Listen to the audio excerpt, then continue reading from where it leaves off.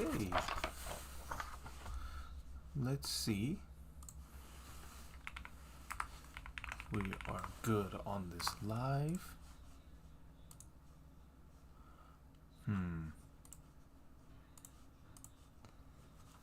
Let me double check here.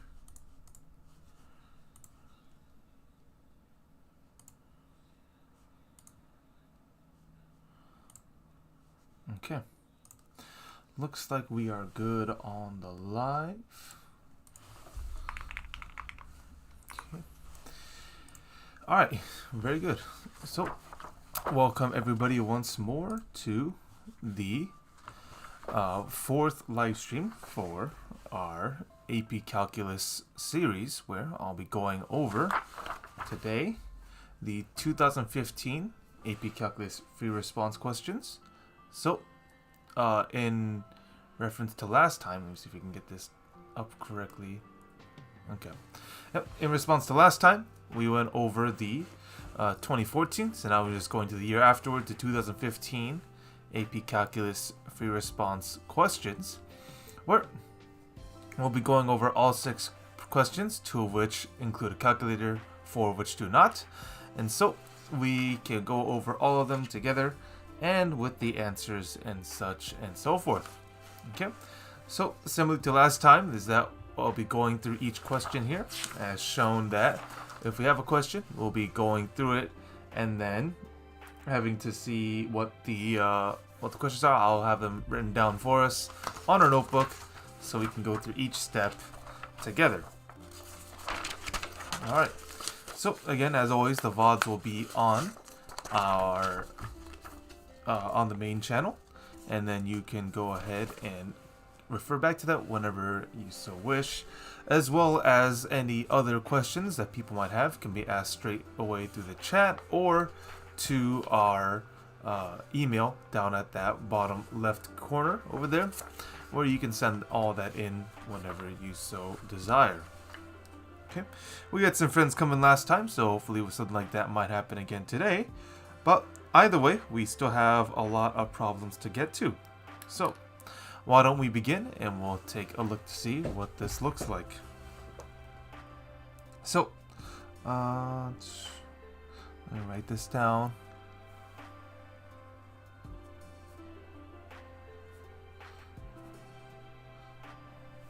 Okay, so make sure we have this and our camera can focus on that without much of a problem. Okay, so why don't we get right on with it. Okay, so to begin, we have question number 1 here. Let's see if we put this together here. That says here, the rate at which rainwater flows into a drain pipe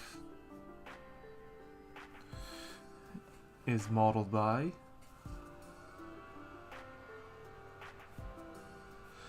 the function r, where r of t is equal to 20 multiplied by sine of t squared over 35. Okay, and that is in cubic feet per hour.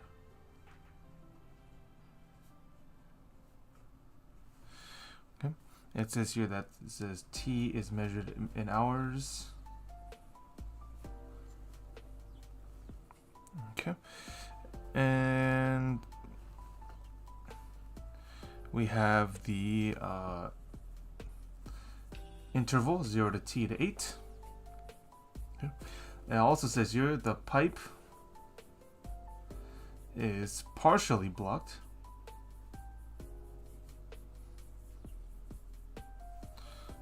allowing water to drain.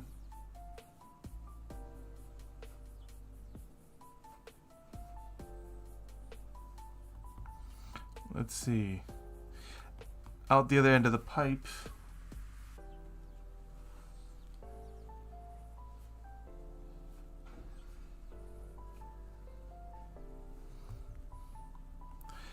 at a rate modeled by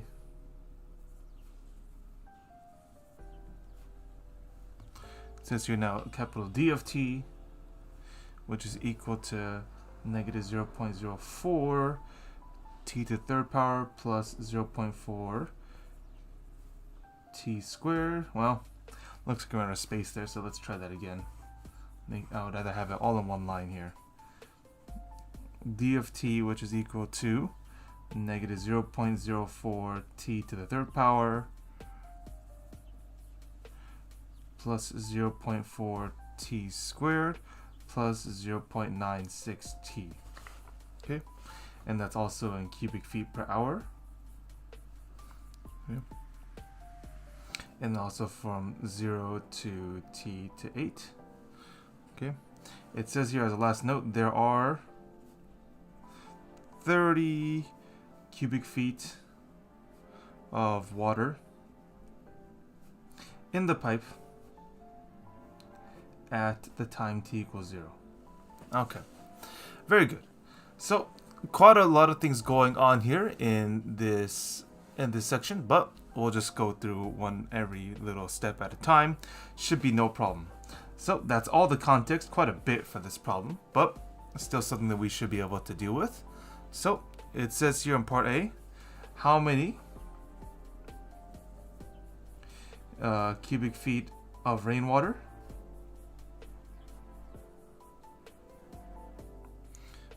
flow into the pipe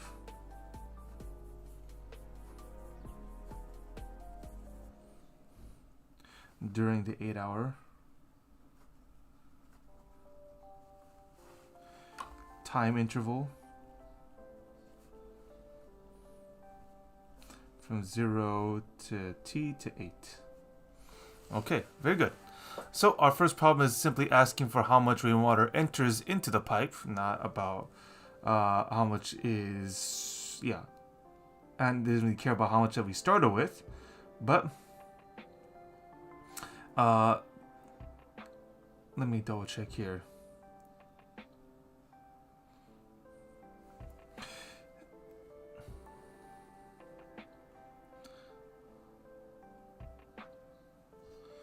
Yeah, so it just wants it flowing into, so it does not care about the amount that has been drained out.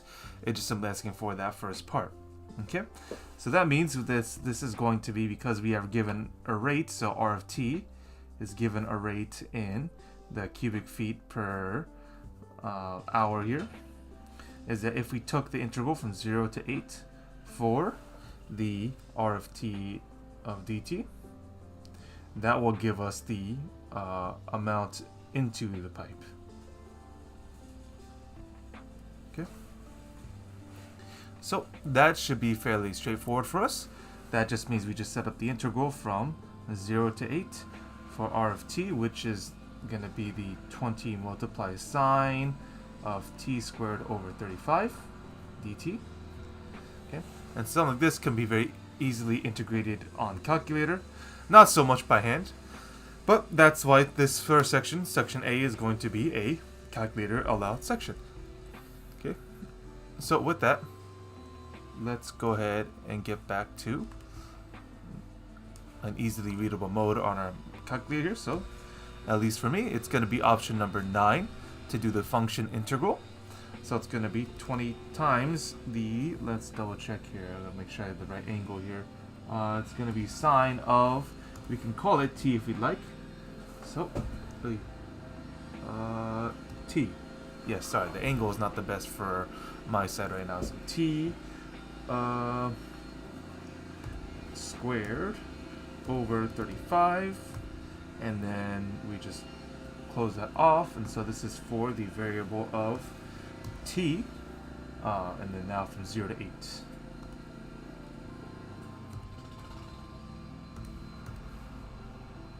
Okay, there you go. So we have that function listed up inside of that calculator, and we get the result of 76.570. Okay, so put that down there. So 76.570, and that is going to be in cubic feet that flow into the pipe. Yeah.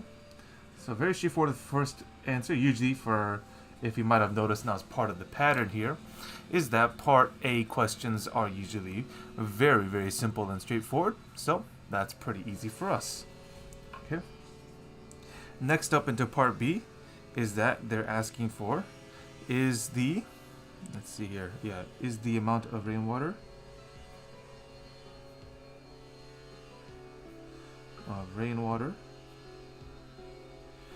increasing or decreasing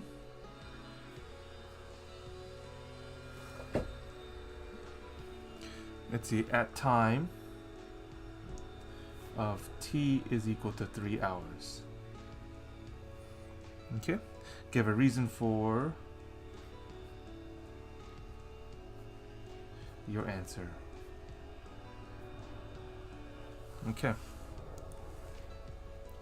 Alright, very good. So let's go ahead and see what this looks like for us on that regard. Okay.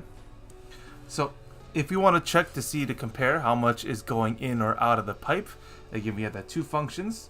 The R of t, again that's going to be regarded as the flow into the pipe. And then d of t is the amount drained out of pipe. Okay, so that should be pretty easy for us. So all we need to do, because this is going to be a removal, this is going to be an addition. So all we're going to need to do is going to be set up as R of 3, because the time is exactly at 3 hours, subtracted by d of 3. Okay, so we can easily set up that equation as first setting up R of 3 as 20 times the sine of 3 squared over 35, and then subtract that with all of d of 3, which is going to be the negative 0.04 3 to third power plus 0.43 squared plus 0.96 multiplied by 3. Okay, that's a little cut off there, but we can move that over. Okay, so again we have all of here, if we take the note that this is R of 3 written down right there, and all of this is d of 3. Okay, pretty nice. So let's go ahead and see what that looks like in the calculator, and we can make our decision after the fact. So let's see if this will fit. Something maybe like this, like that. Okay, so all we need is first is the 20 times the sine of 3 squared, which is 9 over 35. Okay, and we subtract that all from the well, I did put it in parentheses to make sure I do that. So subtracted by all of the negative 0.04 times a3 to the third, okay, and then plus 8.4 times 3 to the second, and then add it with 0.96 times another 3. Okay, so with that we end up with the result of negative 0.314 if we go with 3 decimal spots. Okay, so negative 0.314, and that's the cubic feet per hour, is being drained. So this is the amount that is being drained, or I guess that's a decreasing from the pipe. Okay.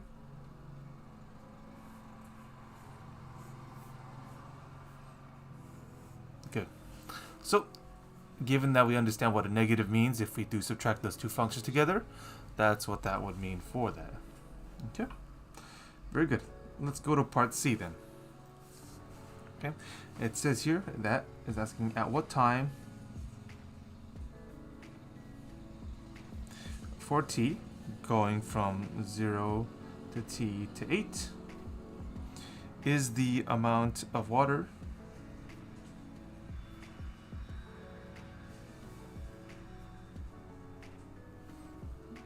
in the pipe at a minimum.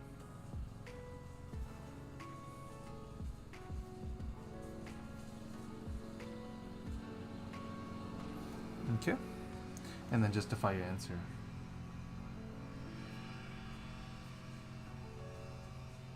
Alright, very good.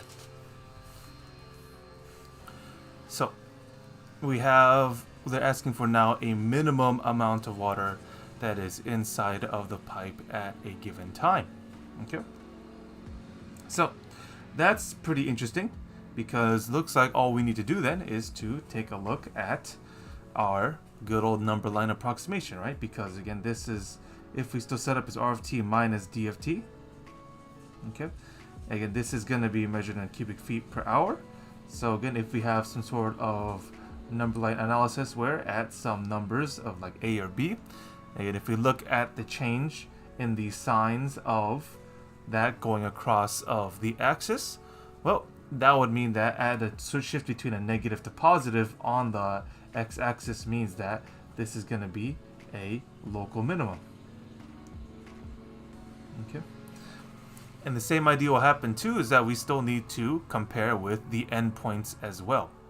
Alright, again, endpoints meaning a very important part for us to show whether or not we're dealing with the actual absolute minimum or maximum for the pipe. So, just as a refresher, we can set this up pretty easily as the 20 times sine of, this time because it's going into a calculator into the graph, we will need to define it as x.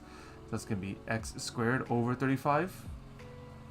And then subtract that with all of the negative 0.04 x to the third power plus 0.4 x to the second power plus 0.96 multiplied by x. So again, all this we need to go inside of the graphing calculator such that we will be able to understand what this looks like when we submit into the graph, and we're looking to see, as before, that swap between the negative to positive sign on the axis. So let's quickly get that set up here on our graphing calculator, and as such we can start working from there. So it's going to be 20 times the sine of, let's see, it's be x squared, okay, and then divide that by 35, and then subtract that all from the total amount of what we had before. So it's 0.04 multiplied by, let's see, it was x to the third. Make sure it's negative there. I can't make a mistake. Negative 0.04 multiplied by x to the third power. Adding that with the 0.4 times x squared. And then lastly adding a 0.96 multiplied by a single factor of x. Okay. So that looks pretty good for something that we can put into calculator, and then we will go from there to evaluate what that looks like from the graph. Let's go ahead and make sure we set the window properly, because we only need to go from say 0 to 10 here to include the 8 that we're looking for. And then we don't need to go to negative 10 or 10. We could use half that to 5s at this point. We're really looking just for the cross. Okay. Let's see what that looks like here. Okay. Looks like we do cross once. And will we cross again? Yes, we will. Alright, very interesting. Alright. But again, as we stated here, we're looking for a look at local minimum. We're going to cross from the negative to the positive side of that x-axis. Okay, so again, that spot right there looks like a pretty good candidate. So let's have a look at that, shall we? So let's see here. So at the, if we look at a 0 here, so let's go to the left side of that guy. Okay, so left side of that, and then measure to the right side. Okay, so yes, we do have a y equals 0 at x is equal to 3.272. Okay, let's take a note of that. So local minimum at the t is equal to 3.272. That is well within our range, so that's good to keep in mind. Okay, and remember, we still, if we're looking for the actual minimum, the absolute minimum in that sense, we still need to understand, we still look at the t equals 0 spot and the t equals equal to 8 hours spot as well, as different points of references to see if those could be our absolute minimums as well. Thankfully, t is equal to 0 is something that they've already given to us at the start of the problem. Again, this says already there's 30 feet cubed of water inside the pipe at t equals 0. Pretty good for us. So we can keep that on the back pocket as well. Okay, so now of course, how then are we going to find the actual amount of water, because we just have the rates so far, right? Well, thankfully with that, we just need to look at that change once more. So it's going to be this time the integral from 0 to that time of the 3.271. Again, it's going to be of r of t minus d of t and then dt. Okay, so we can run the integral like that. And then on top of that, make sure we add on the outside a plus 30 because we have that initial amount that they gave to us of 30 feet cubed of water. Okay, so with that, we can run that through the calculator and we'll get a result. Same thing will happen too if we go all the way to the 8th hour, to the very end of our trial here, to see if that qualifies as well. Okay, we have two separate integrals in which we will run, both of which will be done through a calculator. So let's see what that looks like on our side here. So going back, I think what we could do is, because we already have, well, it's a little bit odd, but I think you can write over just to save a little bit of time, but nonetheless, so I think we should be fine. So let's run another function integral, as you can see at the bottom there. Again, it's going to be r of t minus d of t, which we have part of it already written down over here. So I can just run it off of that. So again, it's going to be 20 multiplied by the sine of all of t, let's see, raised to the second power over 35, and then minus all of, this time, negative 0.04 times t to the third power. Let's see, and then from there we're going to add 0.4 times t to the second power, and then lastly add that 0.96 of t to the first power. Yep. Okay, and then with that we should be able to go from there, close that off, and then start notifying that it's for the variable of t, and then going from the range of 0 to 3.271. Okay, so that will be the function integral there of those two functions subtracted from each other. And then of course, as we said before, we got to add that 30 at the end of it, of the integral, to make sure that we are keeping track of that initial amount that they requested at the start. So let's send that guy in there and let's see what we look at. We're looking at 27.965 rounded to third decimal place. So let's keep that in mind, 27.965. Okay, for our first candidate, 27.965 feet cubed for that one. And then what we need to do now is that we need to go with our second case, which is going all the way to the very end of the time frame which they talked about, and we need to see what that is. Thankfully, with our calculator, we've already had a previous entry of that, so we can just run that back again. It's just that instead of leaving the limit at 3.271, we can take that limit all the way to 8, and then we just clear the rest of that out. There you go. So this time running from 0 to 8, let's see, we end up with 48.544.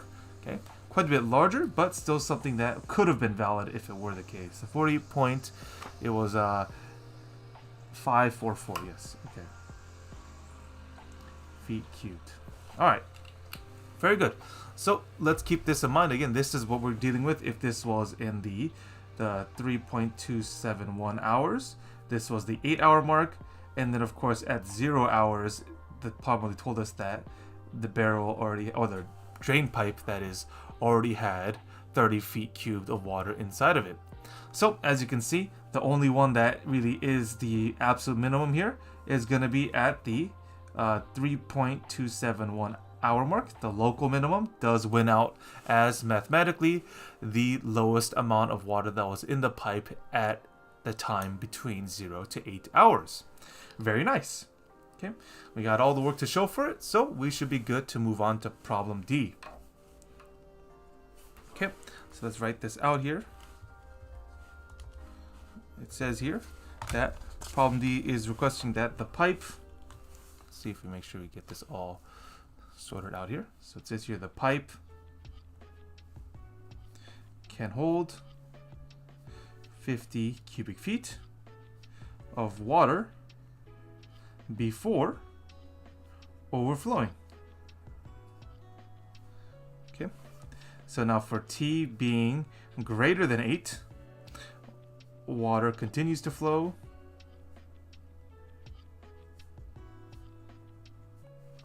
let's see here, into and out of the pipe at given rates until the pipe begins to overflow. Okay. Write but do not solve.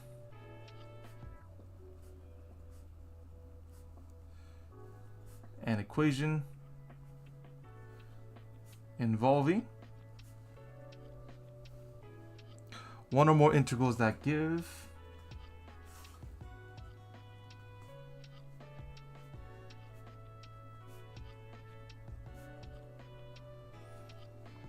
the time W when the pipe will begin to overflow.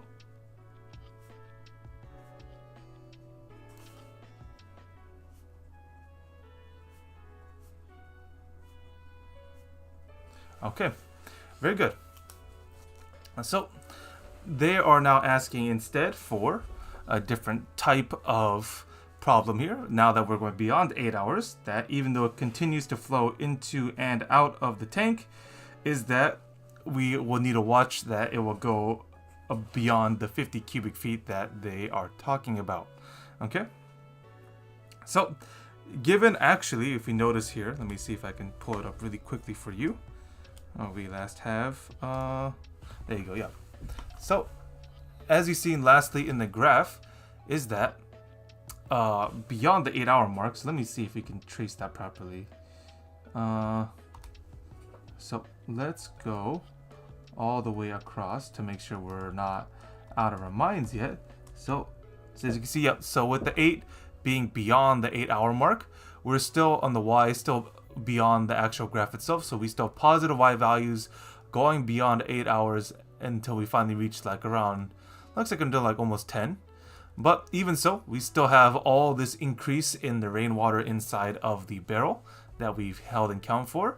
And so because of that, it will most definitely overflow before we get to anything else beyond that. So what we're gonna have to do then is actually go and set this guy up, right? So if you wanted to know, again, how much rainwater there is at any given time, right, that was going to be the integral from 0. This time they ask for the time W. That's going to be the time which we don't have to solve for, but it will be part of this equation to show that if you go from 0 to W in terms of the time, based off of the rate of water entering subtracted by the rate of water leaving, and then making sure we keep that 30 cubic feet, again, that was there at the start of the problem, then we will be able to actually understand that we should be getting to an amount of 50 cubic feet at any given point. They just need to find out what that W looks like. Okay? So this will actually be the result of the problem. And that is just about it. They explicitly told us not to solve, so we won't do that. Makes our lives so much easier if we don't. Alright?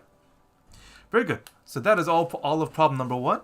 We'll get to problem number 2, and then we should go back and start grading it to see what that looks like for us. Okay, so let's have a moment here. All right, I think we're doing this good so far. Again, to all that's watching, a reminder, of course, you can either send over an email over to that left side, or just type it in directly into the chat for any questions you have. We can go over that immediately, as this is all that is on the itinerary for today. All right, so onwards to problem number 2. We got this nice looking graph here. I'll get my own sketch of that, as well as a few problems. So let's have a quick look into that to see what we're dealing with.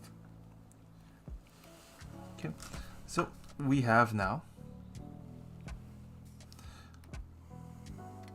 let's make sure this is problem number 2. Okay. Okay, so at 0, 2, we have this specific point here, and then we go all the way to, that's quite large. Okay, so 1, 2, and then 3, 4. So 2, 4, there'll be another point there for us. Okay, so we go up and down, zoop, like this. Okay, and then we got another guy, zoop, like that. There we go. Okay, pretty good if you ask me. Okay, which results in 2 different areas here, area R and area S. Okay, so it says here, let f and g. Let's see, we're good there, right? So b functions defined by the function f of x is equal to 1 plus x plus e raised to the x squared minus 2x, and g of x be equal to x to the fourth minus 6.5 x squared plus 6x minus 2. Hopefully that shouldn't be, no, plus 2. Okay, hopefully it shouldn't be too bad, but it says here let R and S be the two regions enclosed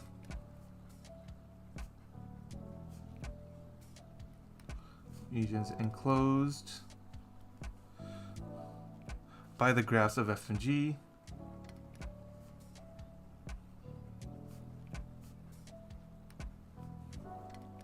shown in the figure above.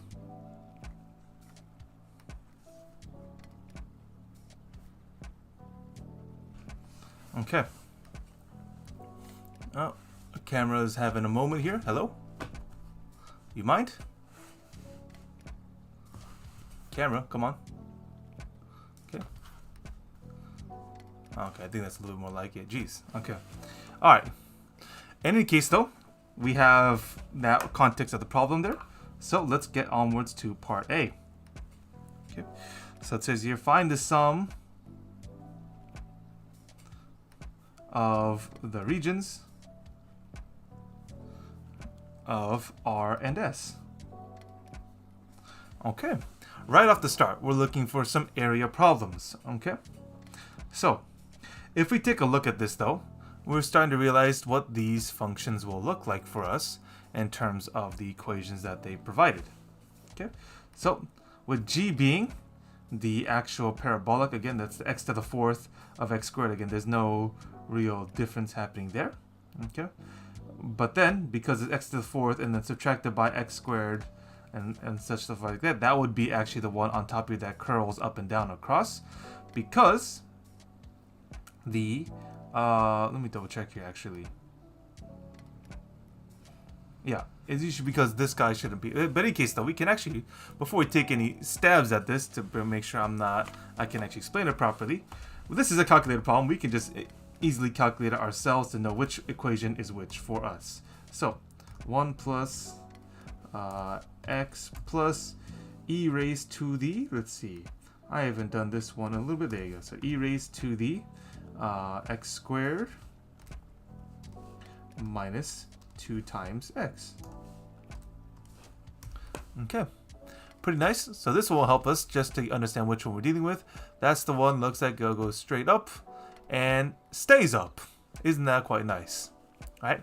Okay, so that is indeed the one. So that is going to be for the one that curls all the way up. This is the f of x on the top there, and then of course the one that curls back down is g of x. Okay, and for those that are not too certain, we can go ahead and take a look on that ourselves too. Is that with this graph here, so going to the second line here, we can graph it ourselves too, as x raised to the fourth power minus 6.5 times x squared plus 6 times x, and then plus 2.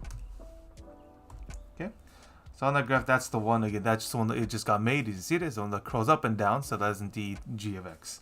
Very nice. Okay, so from there, let's go ahead and start seeing what the areas will look like. So first off, because we will need to split this across two different things here, because one was on, they actually swap positions, we would need to know where they intersect at, okay, which graphing it is quite nice. So the intersection is going to be something that we will need to find based off the calculator, because they so graciously did not tell us in the problem. So going to the graph itself that we had earlier, we can go ahead and trace now an intersection. Quite nice. Okay, so the first curve, let's see if we bring it back. Let's see here. Where is it? There you go. Okay, so our first curve is going to be right here. Our second curve is going to be right there. And we're going to start seeing if we can iterate in an intersection. And there you go. We have the result of the 1.033, looks like, on the x. Okay, so it's 1.033 on the x coordinate, and then the y coordinate will be instead the 2.401. Okay, very nice. All right. Okay, and so with that, we then should have everything we need to start looking through what this will look like on our side. Just a second here, make sure we have all this set up quite well for us. Okay, very good. All right, so because of that, we can now start setting up our two integrals, because again, it's always going to be the integral of the top subtracted by the bottom here, for us to understand what that looks like for any sort of function. And dx, of course, because we're just going vertically down across, not a problem at all. So because of that, we need to actually then have two integrals here, this time going from 0 to 1.033, this time of function, and function f is the one that's underneath this time, so it's going to be g of x minus f of x, and then add that with the second part of the function, 1.033 all the way up to 2 of this time swapping out of f of x minus g of x. Okay, that's going to be important because of the way that they set up each of those functions. Those curves need to be subtracted properly for us to go along with this. Okay, so because of that, we can then plug this in and see what our calculator will give us. So 0.0 to 1.033 of g of x is going to be the x to the fourth minus 6.5x squared plus 6x plus 2. And then we subtract that with the function of f, which is the 1 plus x plus e raised to the x squared minus 2x dx.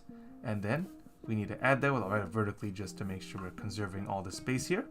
So 1.033 all the way to 2. We're going to swap it this time with the 1 plus x plus e raised to the x squared minus 2x, and then subtract that now with the other side of x to the fourth minus 6.5x squared plus 6x plus 2 dx.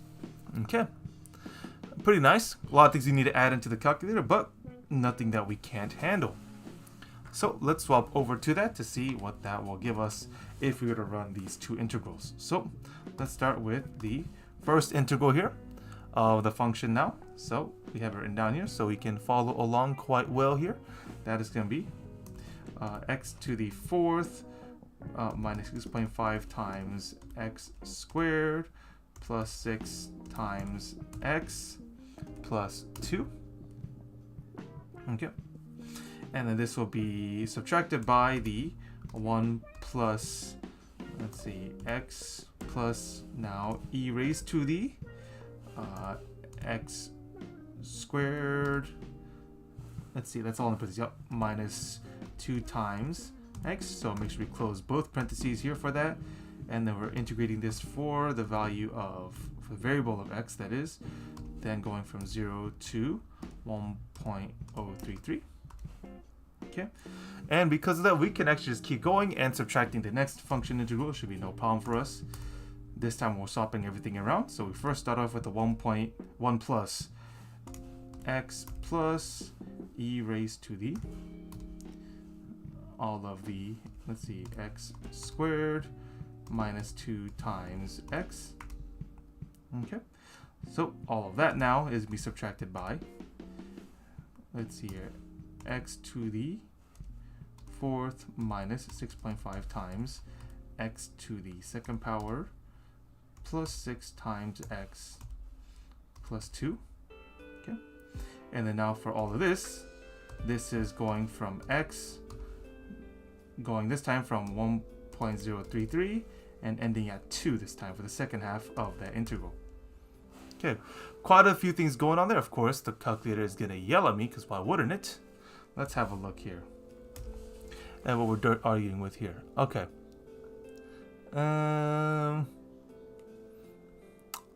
We're good on...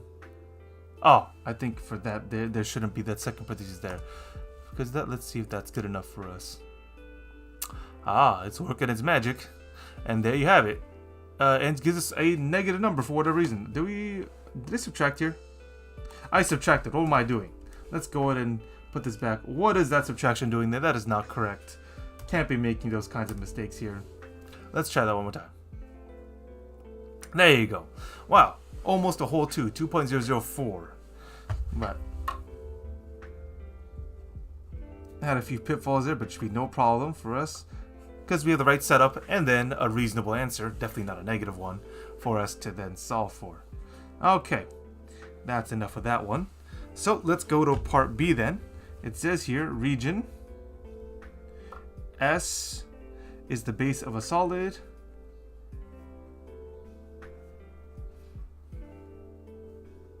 whose cross sections that are perpendicular to the x-axis are squares.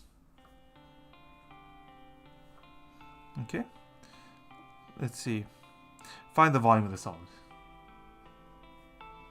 Find the volume of the solid. Okay, very nice.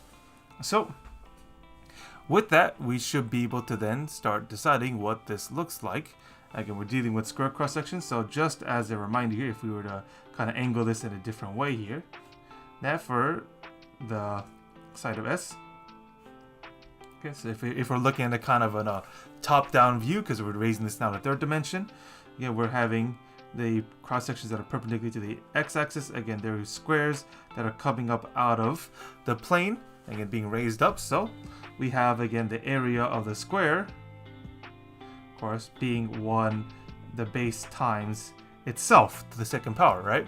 The base now being the range between, right? So again, one base already is equivalent to the functions of this time. Because of this is F is now on top of G for the area within S.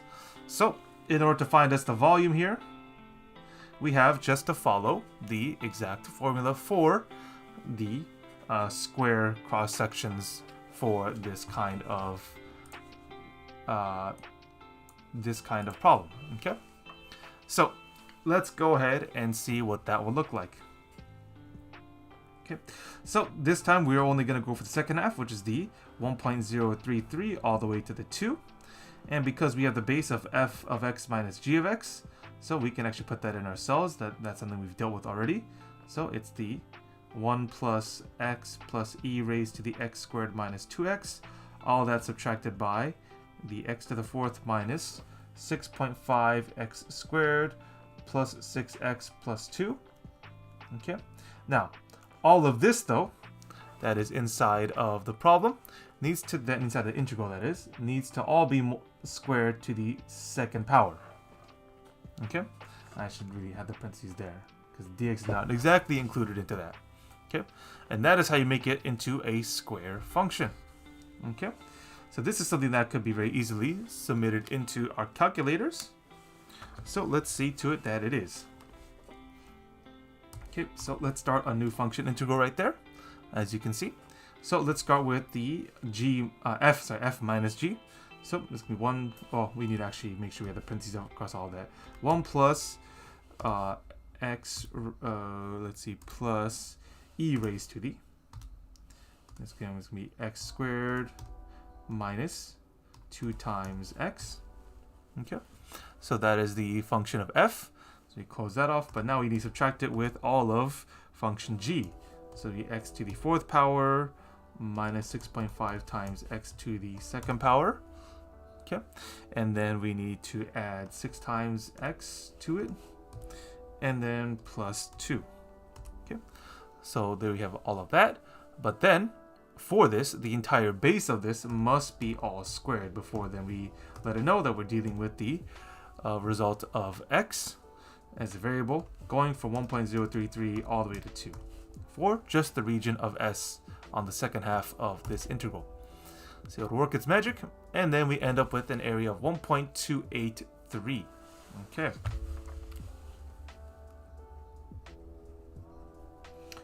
Very nice for this kind of area. All right. Oh, yes. Documentary says hello. Yes, hello there. I do see you in the chat. Hopefully you are welcome here to this run-through of the 2015 AP Calculus free response questions. Again, any other questions, you can email me directly at labcodemath@gmail.com, or you can submit anything you have in the chat if you want us to go over that. Right?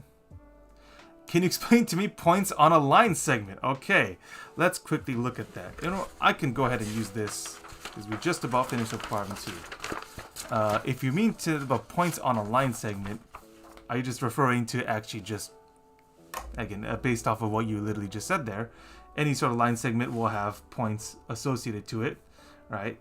So usually they'll say A or B, but then you can measure any sort of other points that you have inside of it, so you can call it like point X or Y.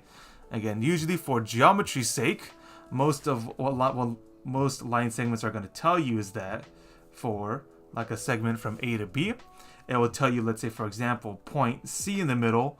The special word is bisect. I don't know if you've heard of that one before, if that's something that's relevant to in your class. Bisecting meaning that point C actually cuts A and B in half in two equal length segments, right? Okay. If you want that in numbers form, that's going to look something more like if A to B has a full length of, let's say, 10 meters, you have like a 10-meter rope in which you're dealing with, then you can line up a point C that will indeed bisect or cut in half points A and B, the entire line of A to B, so that will be 5 meters on either section. Usually for almost all cases, that's just about as far as line segments go. It's a very simple one-dimensional analysis of certain points on a line. I hope that's helpful to you, documentary, because otherwise if you have any other questions, we can definitely answer that for you as well. Alright, so if that visual did help, then you let me know. But what if it's on a coordinate? Okay. So in terms of it being on a coordinate, so if we had any sort of coordinate plane here, okay, so that means line segments could go in any different sort of angle, or again, different types of parts here. So usually, again, a standard rectangular or Cartesian X or Y coordinate plane. And you can have lines that are exactly on an axis, so exactly on the x-axis are pretty simple, right? You can just measure the coordinates across, or you can then measure it again in a sort of diagonal as well. That counts as a proper line segment as well, right? And so because of that, if you were looking to find the actual length of, let's say, a diagonal, if I can spell length properly, okay, that usually would mean that you are going to have to refer to our good old friend Pythagorean theorem if you're looking to see the actual diagonal lengths, because any sort of diagonal line on a rectangular coordinate system can be very easily turned into an imaginary right triangle, right, in which we have the horizontal length of, let's say, A and B, and its diagonal will be C. Okay, a little bit messy here, but still, the idea will still follow. If you're looking for a length of any sort of diagonal on a coordinate, again, the points will help you actually with that, right? So one quick example, let's say we have a diagonal line segment, and let's say we start with the points 1, 2, and then it ends at, like, let's say 5, I'm trying to think about this, 5, oh yeah, 5, yeah, that'll do. Okay, so because of that, then because we have something that's diagonal, we do need to make ourselves an imaginary right triangle, because that's the easiest way for us to find any sort of length of a segment with a diagonal, meaning that we need to find the horizontal length and then that vertical length for this triangle. And then from there, we should be able to then use good old Pythagorean theorem, which is our good old friend a squared plus b squared is equal to c squared, to then solve for it. Okay. Now I chose some pretty easy numbers for us, because that horizontal distance going from 1 to 5 is a length of 4, and then a vertical distance on the y coordinates going from 2 to 5 is a distance of 3. Now, for those who are very astute on the Pythagorean theorem, that just means we can follow the theorem going with something known as a 3, 4, 5 triangle. But for those who are a bit skeptical and don't believe me at all, right, we can then use the theorem as understanding is 4 squared plus c squared should be equal to some sort of c squared, right? So you can run some simple calculations here by squaring. Understand that you're multiplying a number by itself, which will be c squared, ends up at 25 being equal to c squared. And of course, isolating the c, is any number multiplied by itself will give you 25, which will be a positive 5. Okay? So that should be fairly helpful to you if you're looking to find any sort of line segment length across a diagonal. Usually for here, Pythagorean theorem will be your best friend for any sort of straight line that you're dealing with, ending on 2 points, and you're looking to find its actual length. So again, documentary, I hope this has been pretty helpful to you, as we should be going back to finishing the second problem on this exam. Alright, very good. I'm glad I can help. Any other further questions, again, feel free to send it right through the chat, and I should try to answer that as soon as we can. Good to know that there's still people slightly interested in math out here, even though it doesn't have to be exactly related to this higher level calculus level problem. So we did last leave off again of question 2 part B, so we need to get to question 2 part C. So let me quickly write that down and we'll see what that looks like for us. Okay, so it says here, let h this time be the vertical distance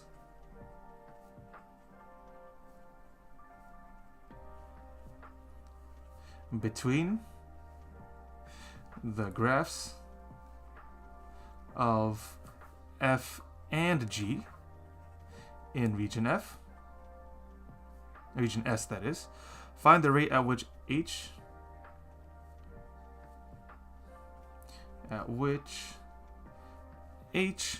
changes with respect to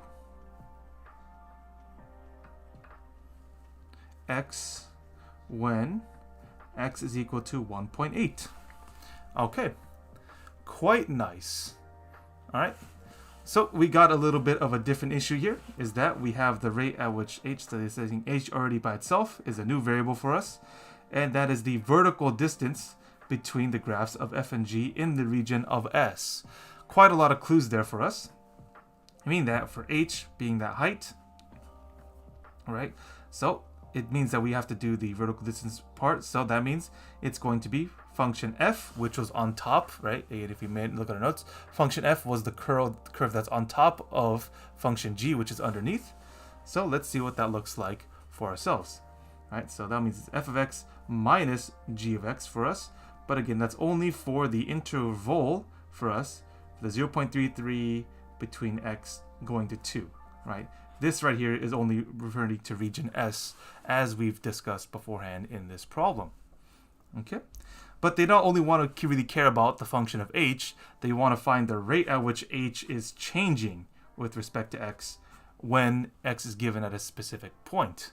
A very interesting prospect, because now we need to go take a derivative in respect to x for each of these guys, that is each side of this equation that we just made for ourselves, which means we're taking derivatives of full-fledged functions, which also mean we will need to do good old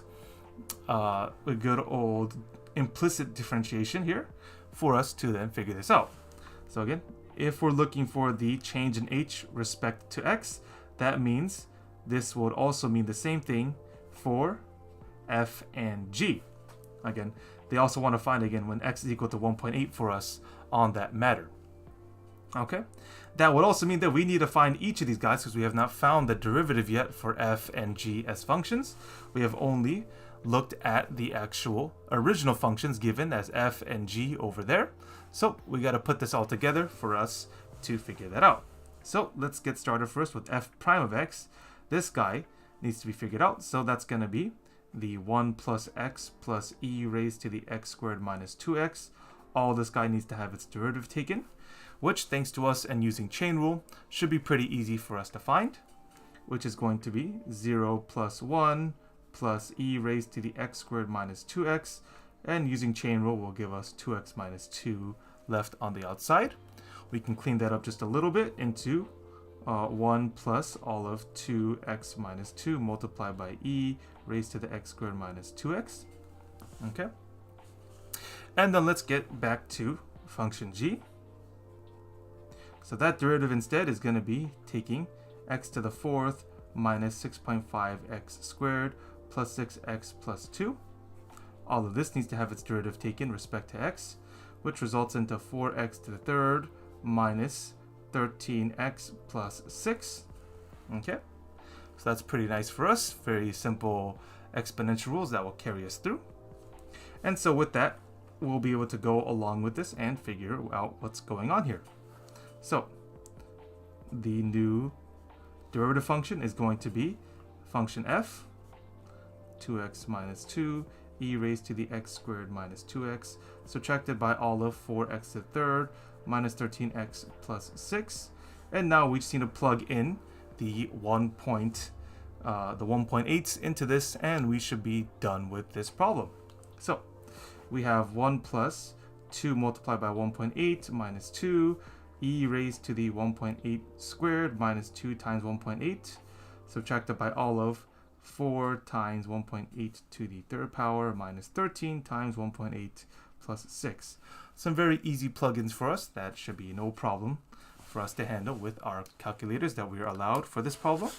So let's go ahead and let's make sure, let's actually move this all the way up here so we still have a nice clean view of our calculator.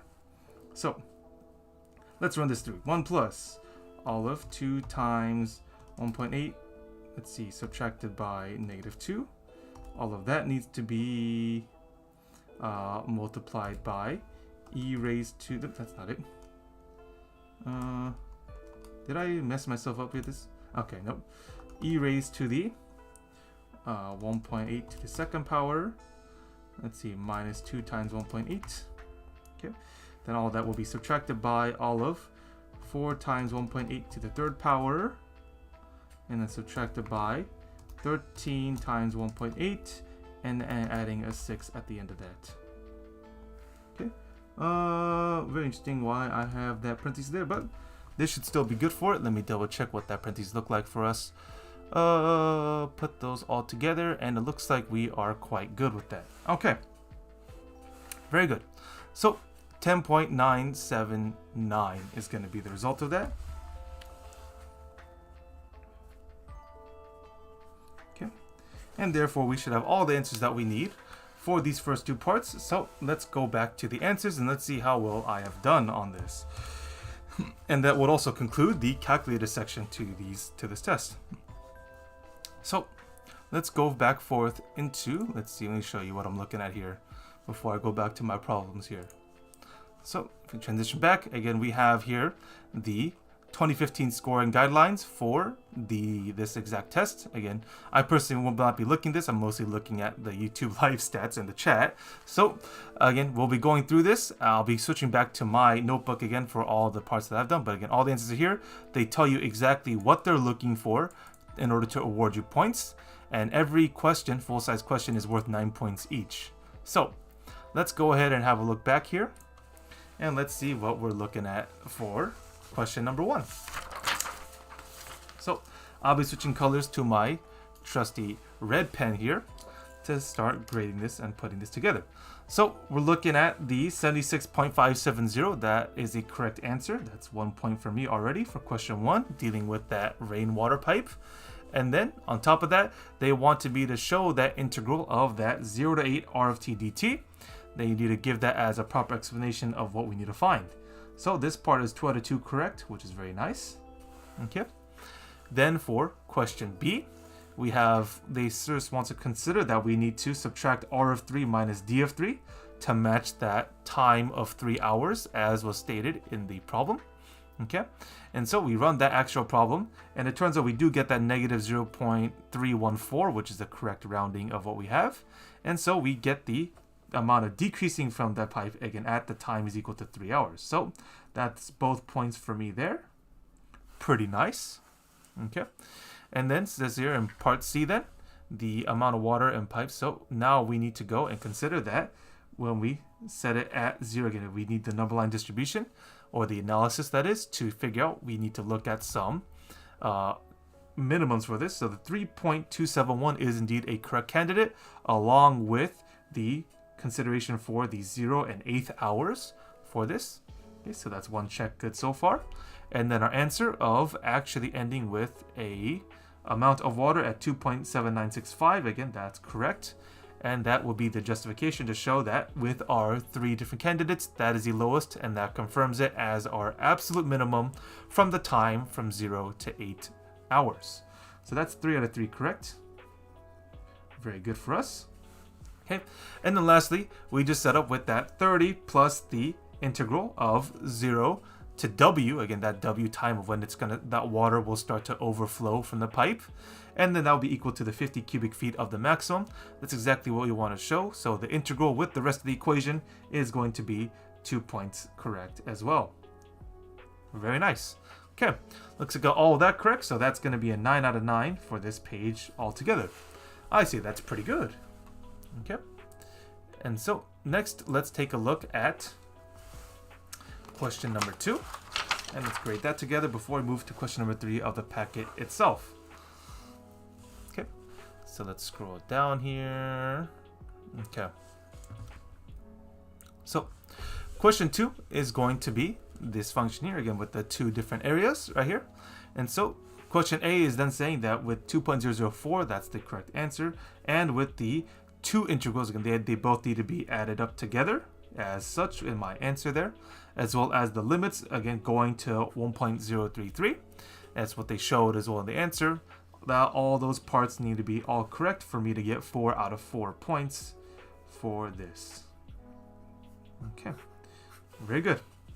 All right, then for part B here is that our volume then is going to be going from that same exact area of 1.033, which is over here. So that 1.033, that the limits of the integrand and the actual volume function itself, which we have them found, is going to be cause for both 2 points for that.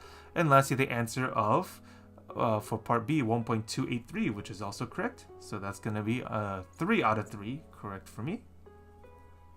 Okay, and lastly for part C, we need to run the actual implicit differentiation as shown right there. Okay, and then we plug in that 1.8, ending us with a different kind of answer. Okay, let's see here. So looks like I only get one of them correct, because that positive 10 was not supposed to be the result of that. I wonder if something happened with my subtraction, I think. But nonetheless though, we'll go ahead and look at that. This is only 1 out of 2 correct for this. Okay, so that means that's an 8 out of 9 for me on this page. Not the end of the world, but I definitely would like to see what that looks like as to why I got that one wrong. So let me swap back over to my packet here just to make sure we're looking at this correctly. So the derivative functions look pretty alright to me, at least for what I had. I think it might have been something in the calculator here which might have gotten it incorrect. So let me put this back here. This is the last thing that I put in my calculator. So there's 1 plus all of that multiplied by, let's just multiply e raised to the 1.8 squared, 2 times 2.8, okay. Subtracted by -2. No, I don't think that should have been there. I think that would be incorrect for me. Yeah, because we should just hold 2 that needs to be subtracted. And then all of that, is that really the big kicker here? No, that did lower it, but not lower it enough that we needed to. Okay. Then next up here, 1.8 to the third minus 13 times 1.8, and then plus a 6 at the end of that. Oh, hang on. I think that did mess me up here, that we need to then swap that out. Let's go insert in a correct. So I put the parentheses on the wrong spot at the, because it would read it as something different. Would that be enough? That would be enough. That is unfortunate.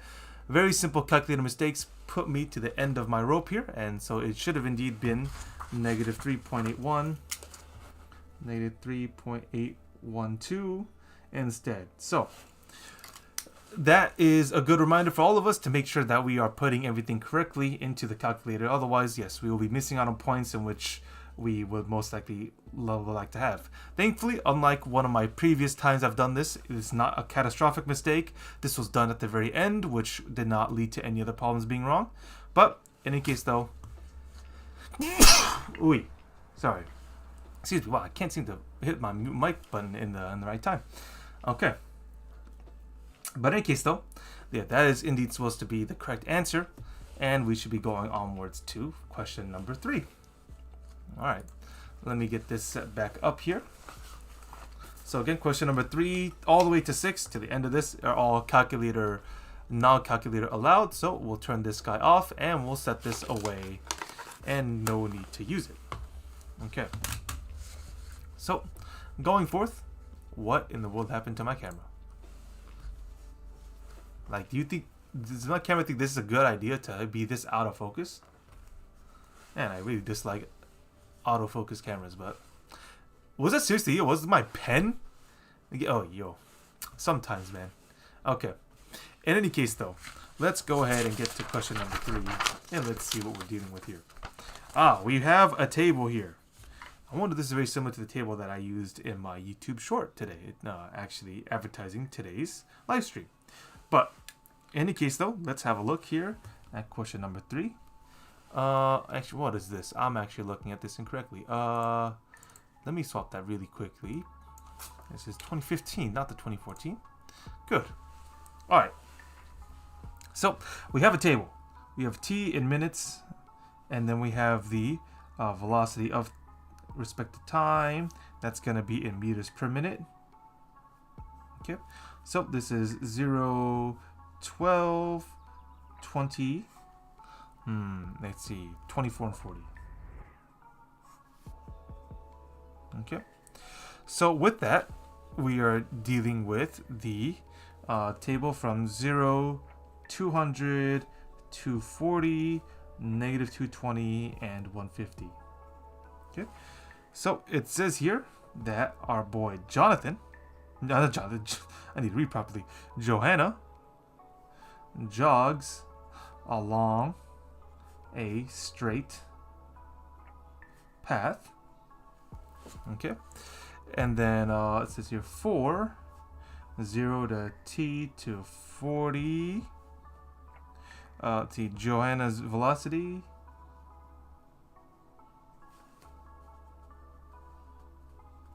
is given by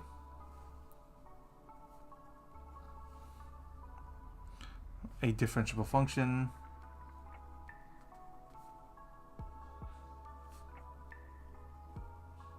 of v. Okay. And then so the value, sure, yeah. So when we have the table, yeah. Table is given. Okay. Makes our life much easier than having to write down all the extra nonsense in there. Okay. So they gave us a table of all those things that they're talking about. So let's have a look here. It says here first that we need to use the data in the table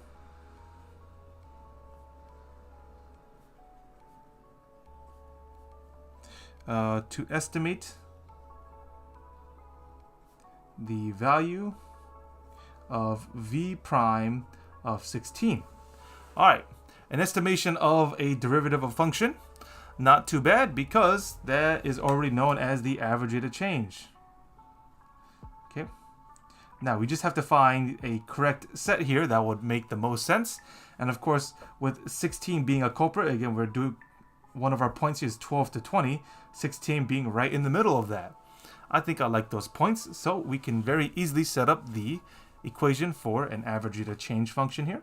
So that's going to be v of 20 minus v of 12 over 20 minus 12, and that will give us a good approximation for v prime is for v prime is 16. And so with that, we can then plug in for the values here. 240 minus 200 over 20, that is 20 minus 12, which will then give us the total amounts of a positive 60 over a positive 8, which then from there should be able to, I don't think they really care about mixed numbers on this exam, but we can easily factor out a 4, so 15 over 2. That should be the result. Now units wise, this should be meters per minute squared, an average change of velocity. Okay, so that should be pretty easy for us to follow along with. And so with that, let's see. Okay, and leave that there. All right, so because of that, we've got all that we need for problem A, so we can move forward along to problem B. Okay. What is my camera thinking? So you can focus on my hand. Would you mind focusing on this thing?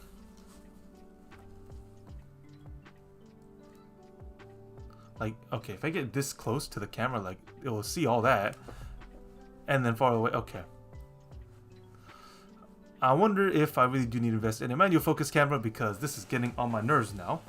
And this ruins the quality of the stream that I'm trying to put up. So, we'll get to that sooner or later. Alright, using correct units. Explain the meaning.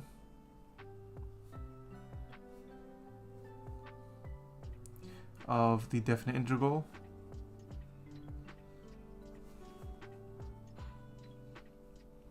from 0 to 40, the absolute value of v of t dt, okay, in the context of the problem.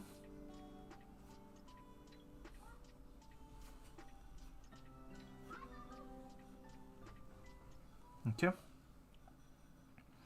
Approximate the value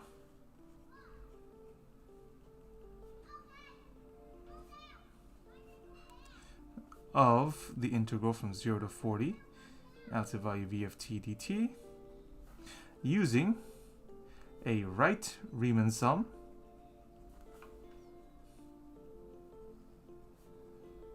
with the 4 subintervals indicated in the table. Very nice. Okay. It's not like I am currently doing a lecture series on the about the Riemann sum of some of these problems. Let me double check here. Someone is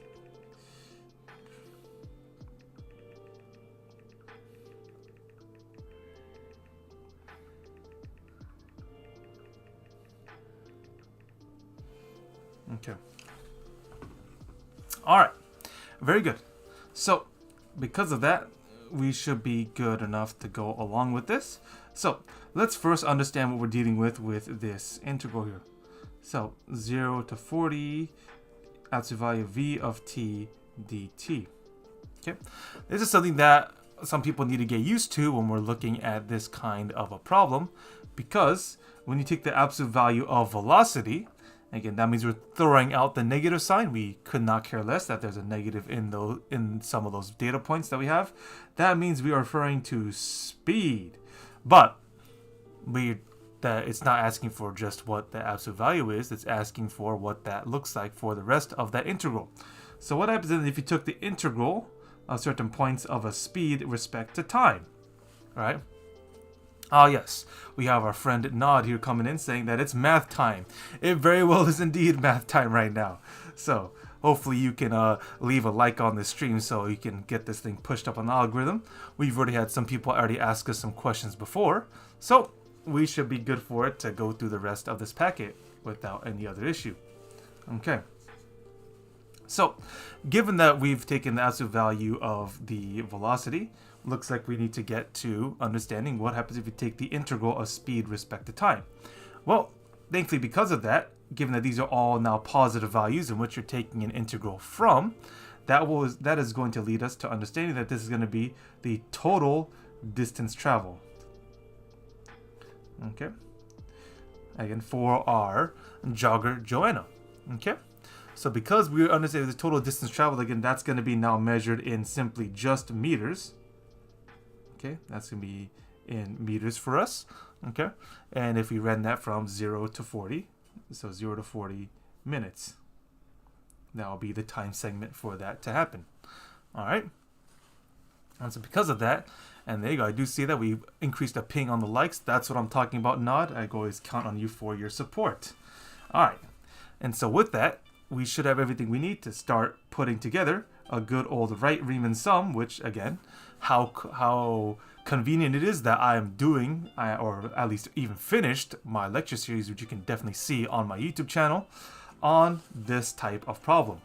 But nonetheless though, we have this set of tables. We want 4 of them, so we're going to take 4 of the rightmost points here as the y values to this sum. And so with that, we just need to start taking some rectangles here as the bases and heights for this. Okay, so now we can do the right sum here. And that's going to be resulting in the different bases. So the first base here is going to be 12 multiplied by the right height of 200. Then we need to add that with the second guy, which is going to be the 20 minus 12. So that difference of bases, the right height of 240. Adding that with the second set, so 24 minus 20. And that height of, now no longer negative, it's positive 220 because we're looking for just total distance. We don't care about the sign. And then lastly, our fourth rectangle is going to be added with the 40 minus 24 multiplied by a 150. Okay, so we have 4 different rectangles in which we can easily see here as being added together. So let's run some quick algebra here and some quick arithmetic without the need for a calculator because they banned that for us on this question. So let's have a look here. This is going to give us total amounts of, this is a 2400, and then adding that with 8 multiplied by 240, so that's going to be, let's see, 16 and 32, so 192, and then a 0 slapped on the end of that. Okay, is that right? No, I don't think that is actually right. Oh, there's no, sorry, not 12, it's 8. Yeah, no, that's correct. 192 is 8. Yep. Okay, and then let's go next here. So that's going to be adding with that's going to be just 4 there. So 4 times 220 is 880, and then lastly we have, that's be 16 up there. 16 by 15 gives us, let's see, 90, and then another 150. So that's going to be 240. And then a 0 slapped at the end of that. Okay, very good. Fairly easy mental math. I would have loved that. I really should have busted on my abacus for that one. But in any case, though, that should be good enough for us to keep going here. Okay, so let's add this all up together and let's see what we result in. 2 2400s makes that 4800. And let's add that with the 2 zeros from that, carrying a 1, 17, 20, 28. Okay.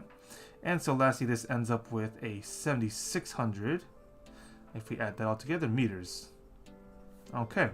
Wow, Joanna really is reading a lot more than what I normally would have run even back in my cross-country days in high school. Hopefully, if Nod is still watching this one, remember those days back then? Alright. Nonetheless, though, that is going to be all of Part B. So let's get to Part C to take a look at what we have here so far. Okay. So it says here, Bob is riding his bicycle.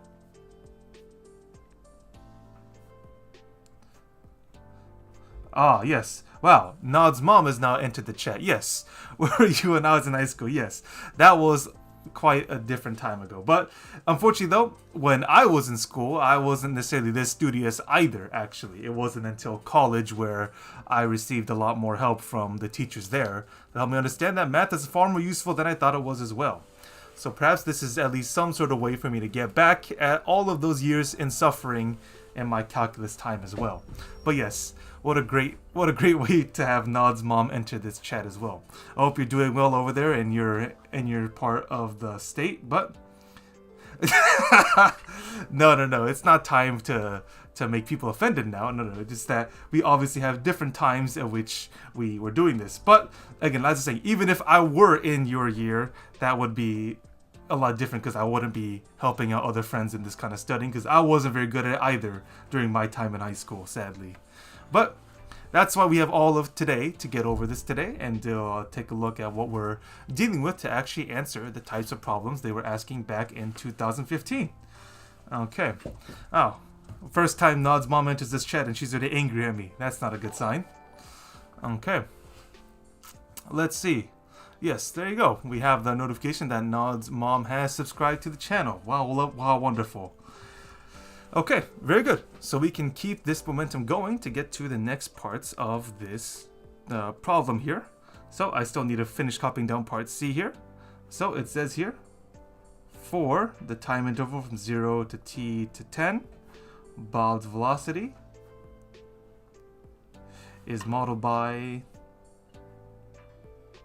as new function b of t is equal to t to the third minus 6t squared plus 300, where t is still in minutes, and then Yeah, B of t is measured in meters per minute.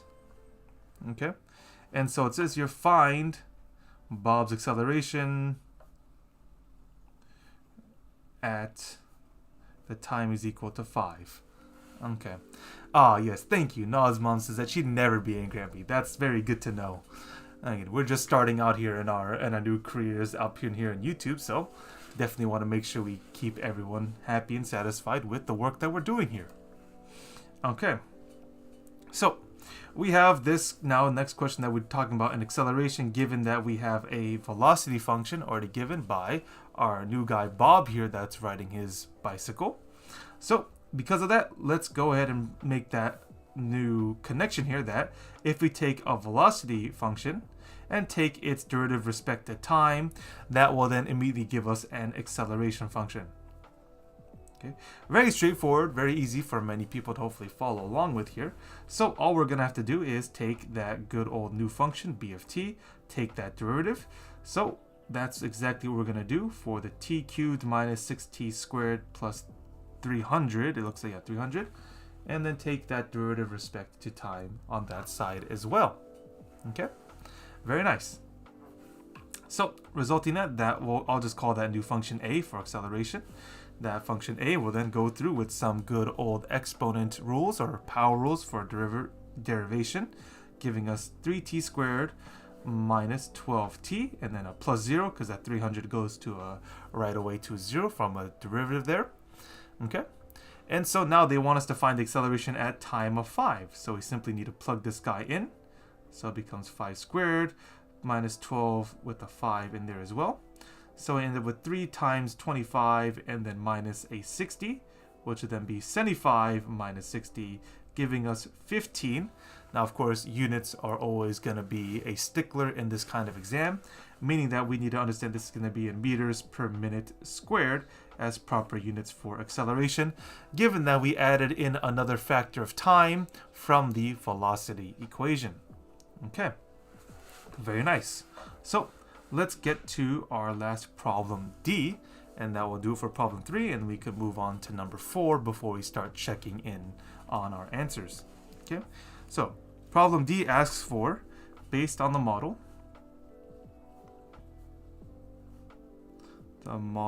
B, let's see, find Bob's average velocity during the interval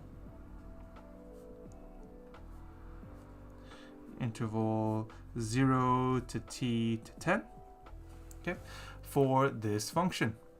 All right, average velocity. Ooh, that sounds very interesting because we already have a velocity graph, right? So if we have, or a velocity function, right, which they didn't call v, that was for the previous, called b, right?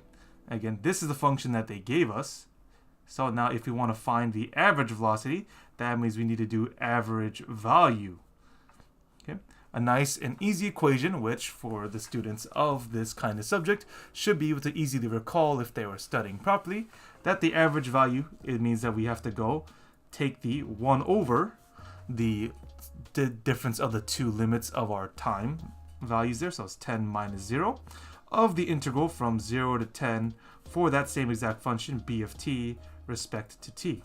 Okay, this is something that the graders will be looking at for sure directly on this type of function, because the actual velocity graph needs to have its integral taken and then divided once more by the time to get back to an average value across the entire area underneath the curve. So because of that, we can easily plug everything else into our integral here. So b of t is already given as the t cubed minus 6t squared plus 300 respect to time. Okay, and so from there we can then solve for the actual integral itself. Right, we can leave the 1 over 10 as a coefficient for now. Then we have all of 1/4 t to the 4th, thanks to exponent rule, minus 2t to the 3rd power plus 300t, going from 0 to 10. And all of this we've gone over in very extensive detail in my YouTube series about doing integration. So this should come to second nature for most of the students here that are looking at these types of problems. Okay, so because of that, we can then run this straight through. So we have 1 over 10. Then we need to run the two actual limits of integration for us to analyze. So starting with 10, that's 1 over 4, 10 raised to the 4th power, minus 2, 10 to the 3rd power, and then plus 300 times 10. Okay. Now, thankfully, though, that's the cutoff there. Now, thankfully, though, because we have 0 as the next limit of integration, but all of these guys all have a t inside of them, well, that's a subtraction of 0 for us for the second set, which is quite nice. So, let's finish off our last bits of arithmetic, and that should conclude this problem for us. So, 10 to the 4th power is going to be 10,000, so that's 10,000 over 4. Okay, and then the 10 to the 3rd power, which is going to be 1,000. Okay, and then lastly, we have a 300 times 10, which is a 3,000. Okay, and let's finish everything off here with some addition subtraction. So that's 2,500 minus 2,000 plus 3,000. Okay, which means we end up with a nice, see if this can all still fit here. So that's a 1,000 difference there. Adding a 2,500 is 3,500 over 10. Okay, over 10, but then of course dividing by 10 is quite easy for us. We just take off a 0. So 350, again, that's going to be the result of all of that integration. But again, the units for average velocity is still going to be a velocity function. So that's going to be in meters per minute. Okay, very good. So you have all of that finally taken down through the rest of this.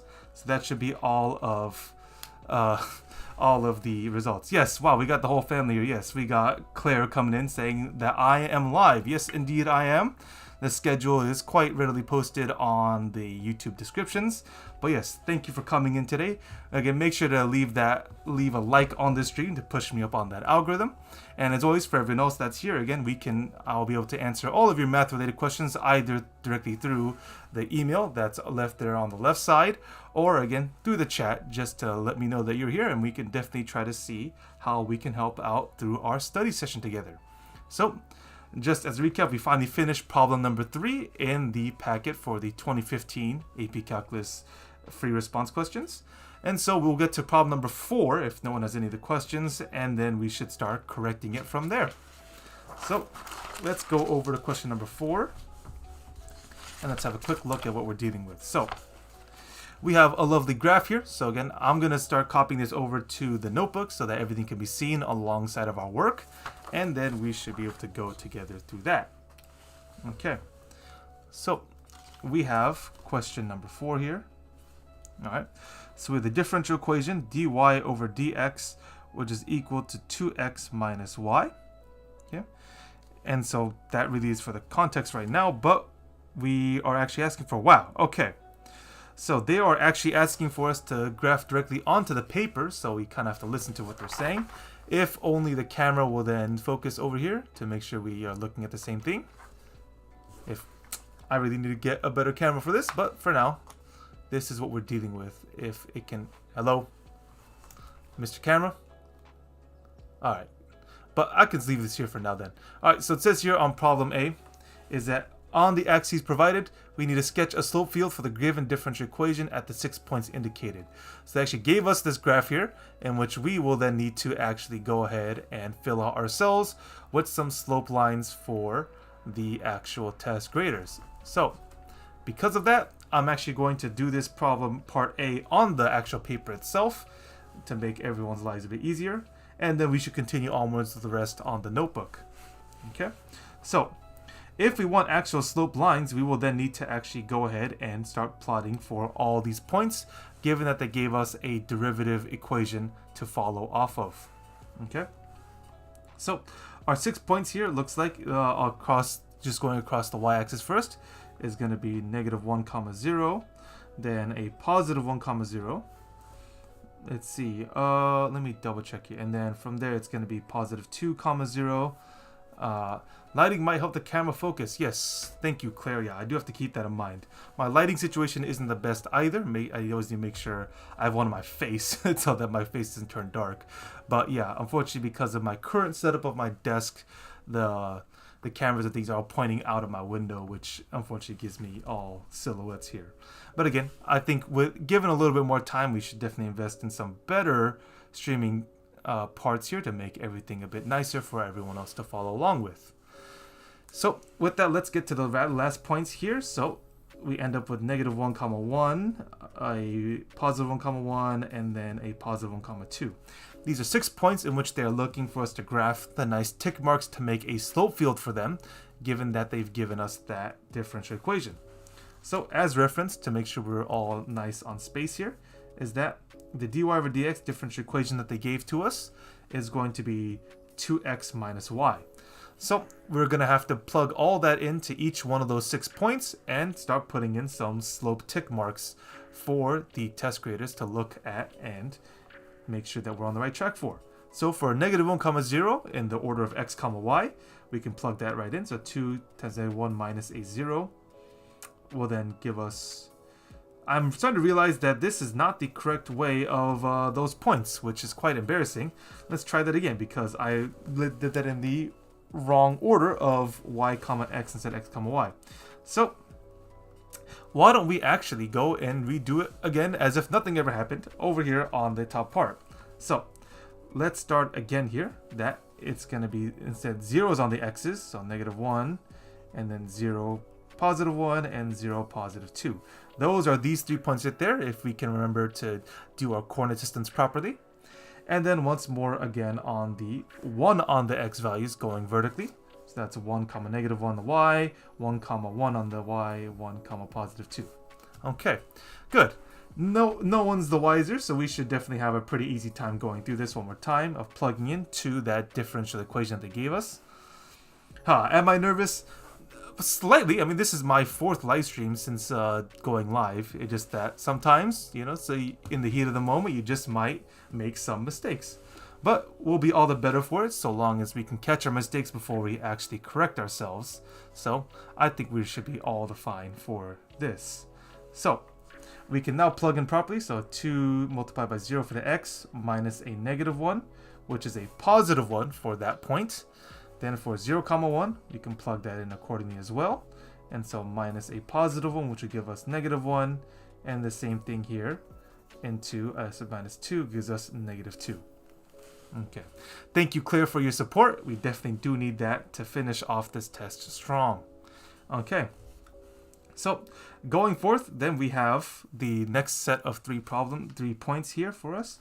So we plug in a +1 to the x and then a -1 to the y, which will then give us 2 plus 1, which is a +3. 1, 1 means that we'll plug in a +1 to the x and a +1 to the y, giving us back a +1. And then lastly, the same idea here, +1 to the x minus 2 gives us a 0 as a result from that. Okay, pretty nice for us there. So we can go ahead and start plotting in our slope lines for each of the points. So at 0, -1, this guy down there, we have a positive slope of 1. So make sure we have a nice strong slope tick mark there to start off this slope field.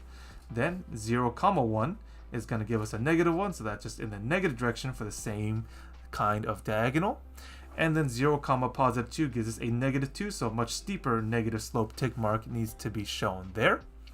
Then for the 1, -1 that we worked on before, that's a -1, so same thing back there. And then 1, 1 gave us a +1. So now similar to the first one, we have a strong +1 slope. And then lastly, 1, 2 is a 0 slope, which is a nice horizontal line. Very nice. Okay. So because of that, looks like we got all of part A completed. Then I can go focus on B, C, and D without any other issue going through the notebook. So I'll go ahead and put that through the notebook here, so we have all the space to work with here, and we can follow along quite easy. Okay, so it says here on problem B that we need to find the second derivative, so d squared y dx squared in terms of x and y. Okay, It says next, determine the concavity. Let's see, of all solution curves.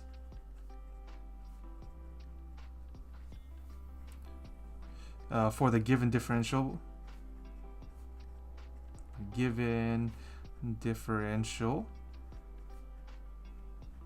equation in quadrant 2.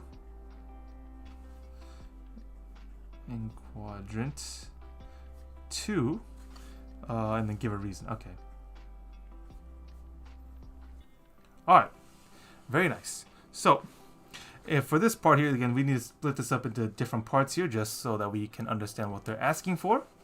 So, again, they're looking for the second derivative in terms of just x and y, and then we need to know concavity for that differential equation. Okay, and that's only in quadrant 2 as well, so we'll make sure we know which points to use for that. Okay, so going about this, we need to go take a second derivative of our first differential equation of this guy. This time instead we need to go take the second derivative, so we go one more time. Okay, and then we need to take all of the remainder of this on the right side, its second derivative. So with implicit differentiation, we've got a fair few things to keep in mind, with the fact that because of that, we get the 2x goes to 1, but then for the y's, that goes back to dy over dx again. Okay? Again, implicit differentiation means that the y primes will stay its form, which will need to be substituted back. So, to rewrite this in easier form, is that we have a 2 subtracted by, now again, all of dy over dx one more time. That got its derivatives taken. So we need to substitute that back from our original first differential equation of 2x minus y. Okay, so to clean that up, we will then get a 2 plus y minus 2x as a result. Good. So this is the second derivative, the first part of the question that they wanted in part B. Okay. But then it says we then need to determine the concavity for the given differential equation in quadrant 2. Okay, quadrant 2 meaning that, again, if we want to take a quick refresher here, is that on any sort of coordinate plane of rectangular coordinates, the quadrants are divided as 1, 2, 3, and 4. All right, so meaning that quadrant 2 is going to be this quadrant here on that left side, which means that our x's are going to be less than 0, but our y's will be positive as well. Okay, those will be the results of quadrant 2 evaluation. Okay, so given we already have a second derivative, again, concavity for another refresher here, means that our second derivative that we just found for, if it's greater than 0, that's concave up, and then, but then if it's less than 0, it's concave down. All right. Very simple analysis that we should be able to get through quite easily. Okay, so because of that, let's have a look. Again, our restrictions are that x is less than 0, y's are greater than 0. So because of this, we have the 2 plus y minus 2x. So given y is greater than 0, right, that's all going to be positive values. And then because we have the minus 2x, all of this is, right, the x itself is less than 0. That makes this entire expression of negative 2x, with x being only in the negative sector, also positive as well. How convenient. Looks like with 2 being added with 2 positive sources, it will always be, right, so it's always concave up in that quadrant 2. Okay, very helpful to us. So looks like we answered all the questions that were asked in part B. So we'll definitely see what that turns out to once we get to checking all that. Okay, good. So to part C then, it says here that let y be equal to f of x be the particular solution to the differential equation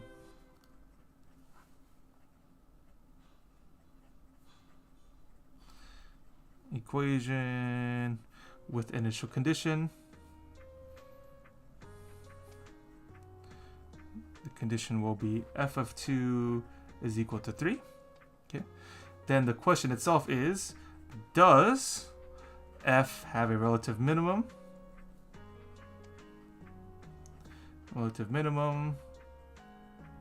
a relative maximum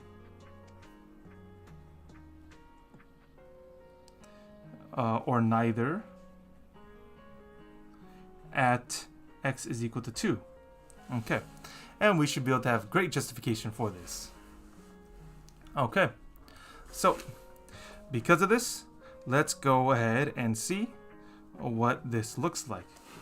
Okay, so if we want to know which kind of extrema, that's the vocabulary word for us here, is that if you min, max, or neither for this kind of function at x equals 2, what we'll have to do is that we need to then start plugging into the original differential equation. The first derivative will then tell us what we're looking for, right?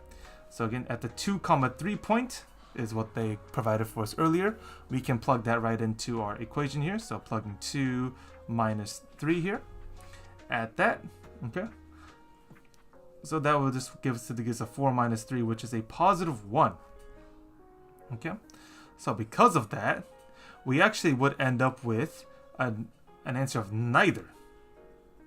Because of the fact that with that result of the differential equation, again, extrema only happens if the derivative was equal to 0 at that given point, right? Then from there, we would have to do some sort of number line analysis, seeing if it's positive or negative after the fact. But because the derivative was already giving us a 1 at that result, the actual function itself does not have either a min or max. Very convenient for us because that just concludes part C already for us.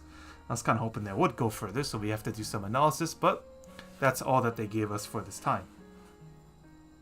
Okay, let's get to part D. So it says here that find the values of constants M and B. Oh, not M. Okay, so M and B, that's right, yeah. For which we have the new equation, y is equal to mx plus b, a classic, is a solution to the equation. To the differential equation. Okay. So we've got another interesting kind of problem. Why is there an s at the end of that? It's just a single, we're only dealing with one equation. Okay, so we want to find some constants here. Okay, in that we have a solution set to that differential equation. Okay,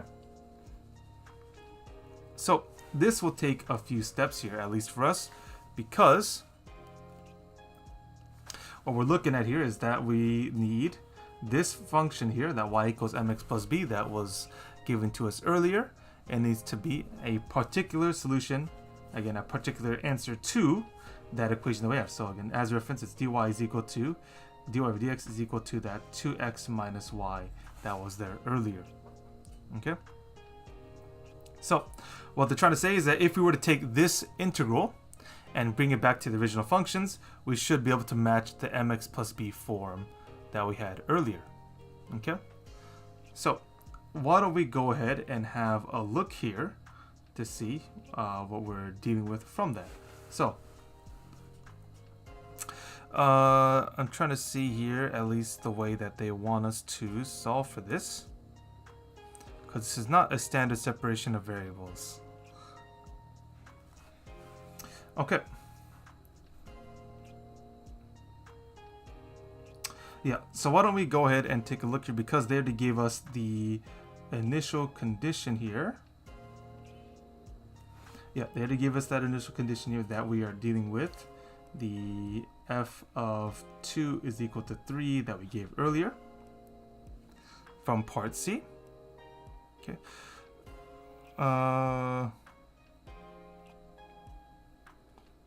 Yeah, so all we really need to do here is that at 2, 3, we have the slope here that they want to give us, which is already a positive 1 that we found from our previous part.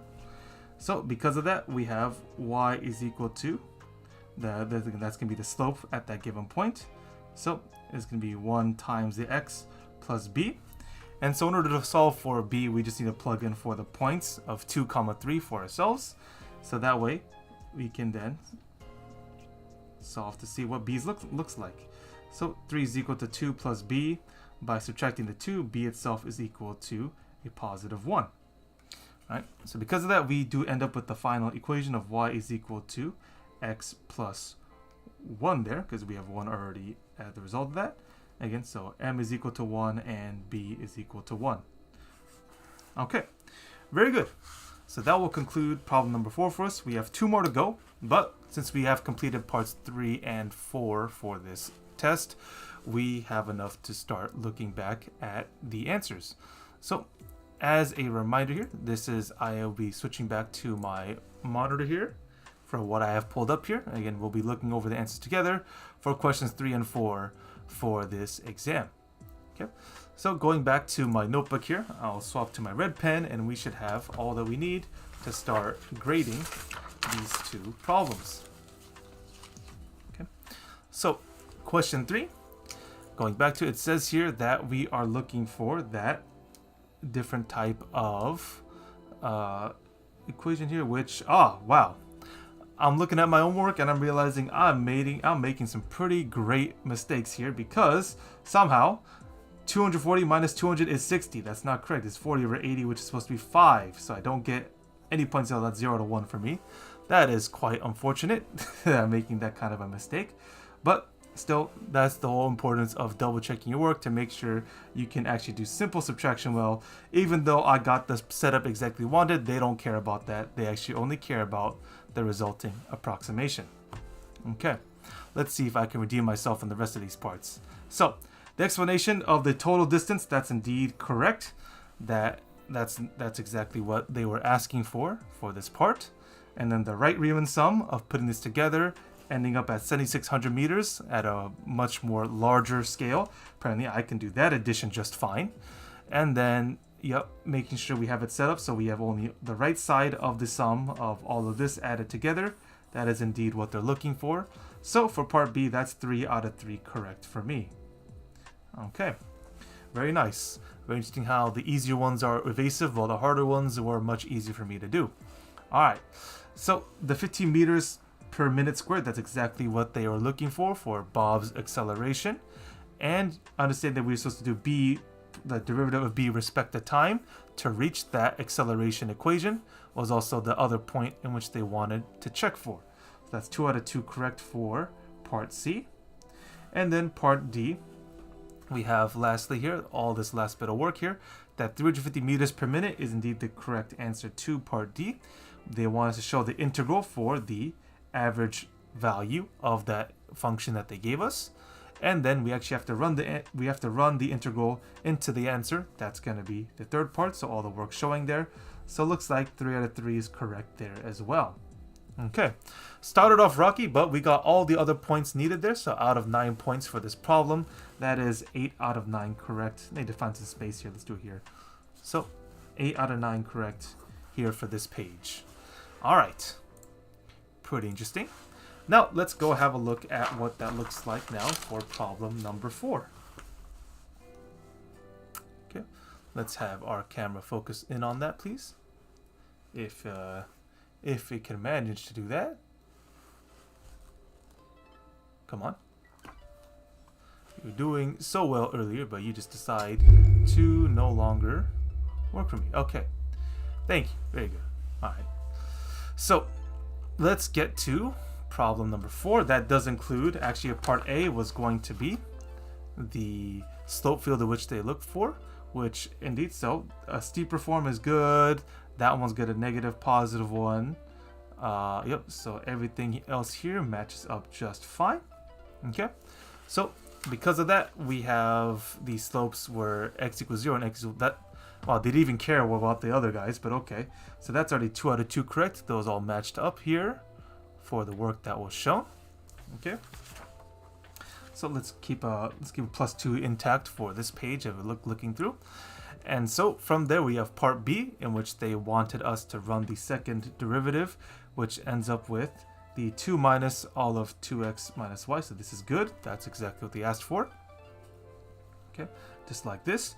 And then the concave up with reason. Yep. So given that we were going to be adding only positive values to this new segment in quadrant 2, that's going to be correct as well.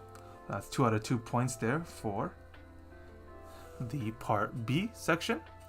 Then for part B, part C that is, we'll continue forth with the conclusion for this part here that we are looking at. That, yeah, because it's an actual positive 1 as a result of that derivative, we will end up realizing that it's neither a minimum or maximum, because you do need to cross a 0. Being at 1 means that you don't cross 0 to begin with. That's 2 out of 2 correct for this. Okay. Now part D was quite interesting because we were supposed to set up, oh, that's right, okay. I think that's what I kind of got mixed up on, because we were supposed to set up this a little bit differently. That with the y is equal to mx plus b, asking for part C, is that we needed to take that derivative and go from there. So because of that, we are supposed to take the derivative in respect to x for the rest of the guys inside of the right side of the equation. Okay, and so we end up with the 2x minus y. So I do get a partial point for that to show that we're still working with that as a result of our m there. Okay, but unfortunately the work does show elsewhere that it shouldn't be 1 and 1. It should be m is equal to 2 and y, m is equal to 2, and in that case the b should have been -2. Okay, so I can run through that one more time to make sure we have all that down on paper. But in terms of grading wise, that's just going to be 1 out of 3 for this part. Okay, so taking off 2 points, this section will then only be 7 out of 9 for this page. A little bit of a hit, but I think we should be fine for these last bits of problems here. Okay, so let's go ahead and redo that part D for ourselves here. Again, let's start up again. Let me switch colors here to make sure we're doing this in corrections. I do have a nice light blue that I've been looking to use. Let's see how well that looks like in our camera here. That so very lovingly does not wish to focus. So the idea being again that, so starting from here again, so we have that y equals mx plus b that they gave us. We're supposed to match this derivative with the derivative from the start of the problem. So because of that, we end up with 2x minus y now on the left side, and then we end up with just m, because the derivative of m times x was just going to be just m left over, and then b will then go to 0 from the derivative. So because of that, we can then go ahead and solve for m on its own. In that sense though, we will then be able to solve for the actual y from the previous equation. That we can then substitute back in the mx plus b on that side. So 2x minus mx plus b, still equal to m on that side. That means that we get 2x minus, let's see here, yeah, minus the mx minus b is equal to m on that side. Okay, and so they actually want us to do just a little bit more solving on this side, so that we can set the equation equal to 0. So we factor out an x from the two guys over there, from these 2 points right there, and then we just subtract a b minus m on that side as well. Okay, so if these are going to be equal to 0, then we're going to have to try and solve this out on their own. So given that, looks like they've already come up with, this is very interesting how they can come up with this kind of solution. Not exactly what I consider calculus grade solving, but they found this reasonable in this test, in that because this guy needs to turn to 0, m must be equal to a positive 2, and because of that, b must then in that case be equal to -2 to cancel out with this guy here, making all this equal to 0, given that m was already a 2 to begin with. Okay, so this should have been the result of m and b from that problem. Usually they'll try to throw out these curveballs, and we need to be the better for it to follow up on that. Okay, all right, so that should be all of that for part 4. So we have just one more section to go, which is be questions 5 and 6, and that will be the end of the test for us. So as we've stated before, any sort of questions asked either in the chat or directly to the email at thelabcodemath@gmail.com will be able to be answered in real time. But for now, since no one else is asking anything else at this time, we'll just continue forth with our next parts of this test. Okay, so we have question number 5 now. It says here, so we have a lovely graph here, which I'm going to try to measure up to. Okay, so we have 1 point at -2, and then we go 1, 2, 3, 4. Okay, so this guy curls down, crosses at -2, goes back up, touches at +1, goes back down, and then touches again at +4. 2, 3, 4 on that coordinate system. And this is a graph of f prime of x. Okay, so context-wise, it shows that graph, okay, and this on the interval from -3 to +4. Okay, and so with that, let's see, the f prime of x has horizontal tangents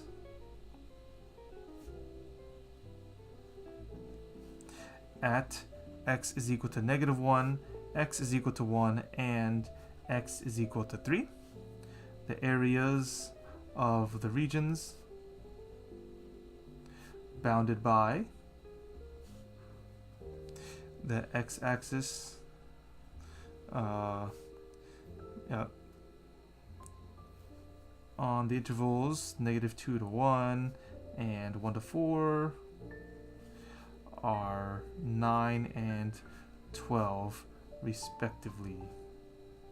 Okay, that's a very interesting note to take. So from -2 to +1, that is an area of 9, and then from 1 to 4, that's an area of 12. Pretty sure they're going to start asking a bunch of questions on that fairly soon. Okay, so let's get to question A here. So it says you find all x coordinates at which f has a relative maximum. Okay, and then give a reason. Okay, so relative maximum, that's quite an easy one to refer back to, because that's a vocabulary word in the sense that the first derivative function must start crossing in terms of the axis. Again, that's in terms of like a 0, that's going to be the number analysis going from a positive to a negative side, right? So this point here would be a relative maximum. Okay, so because of that, we should have all that we need, given that they already gave us the first derivative graph that we need to cross from positive to negative. That's going to be already 1 at x is equal to -2. And for that, there are no other points in which we go from positive to the negative side of the graph. So with that, we just really have x is equal to -2 as the only one for part A. Again, the reasoning again being that we're crossing from positive to negative on the first derivative graph. Okay. Then there from part B, it asks on what open intervals contained in -3 x to 4 is the graph of f both concave down and decreasing. Okay, so we have two clues in which they've given us already in this question. We're looking for concave down and decreasing, right, for the graph of f. Right, concave down for this in this case means that the second derivative then needs to be less than 0, and then decreasing will just mean that the first derivative, that is also less than 0. Okay, we do have to analyze for each of them. Right, they already gave us the first derivative graph, so that's pretty easy to find on its own. But then second derivative will just mean that we need to look at the slope of the first derivative function. Okay, that is a good way to understand how we go negative on that. Okay, so because of that, the entire section that only has the first derivative is less than 0 is only going to be from the interval from -2 all the way to +4. Okay, so because of that interval going across from there, right, also but not including 3 or 1, not including x is equal to 1 because that is exactly on 0, we have just all that to work with. Okay, and we have horizontal tangent, again, that other point here that they said the first derivative is horizontal tangent lines at -1, +1, and 3. Right? Those means that we have actual 0 points on the slopes of each of those 3 points.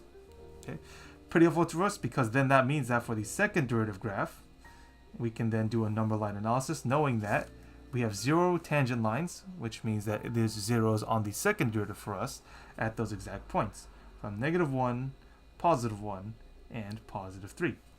So from there we can determine whether the second derivative is positive or negative from that, right? So leading up to -1 beforehand, that is a negative slope on the first derivative graph. Then on the section after that, from -1 to +1, that's going to be a positive slope. Then from the 1 to 3, that's a negative slope, and 3 to 4, we back up to a positive slope. Okay, so with that, we could only then include in interval form on the parts in which, again, both are true, that the second derivative is less than 0 on that analysis we just did, and that the first derivative is also less than 0. Okay, so because of that, we have the open intervals then from -2 to -1, along with the next open interval from 1 to 3. And that should just about do it.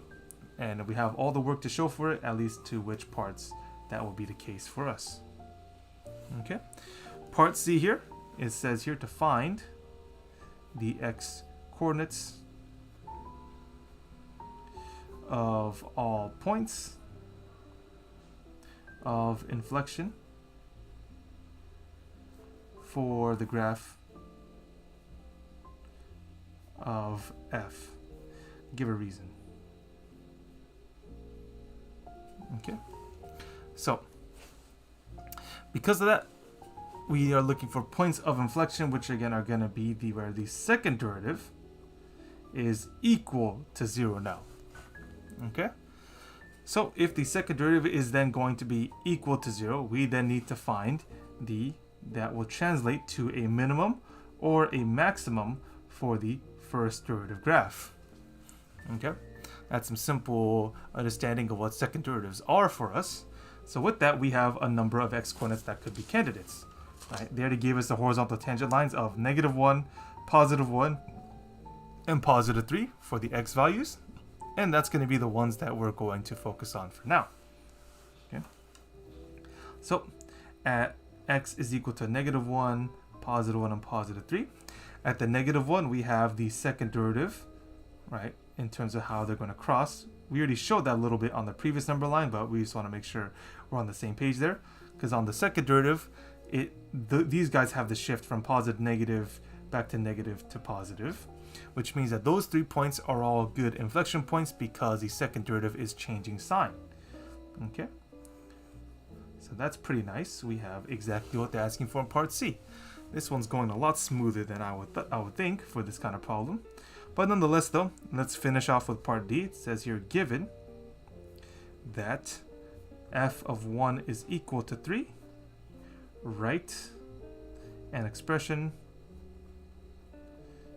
for f of x that involves an integral. And on top of that, find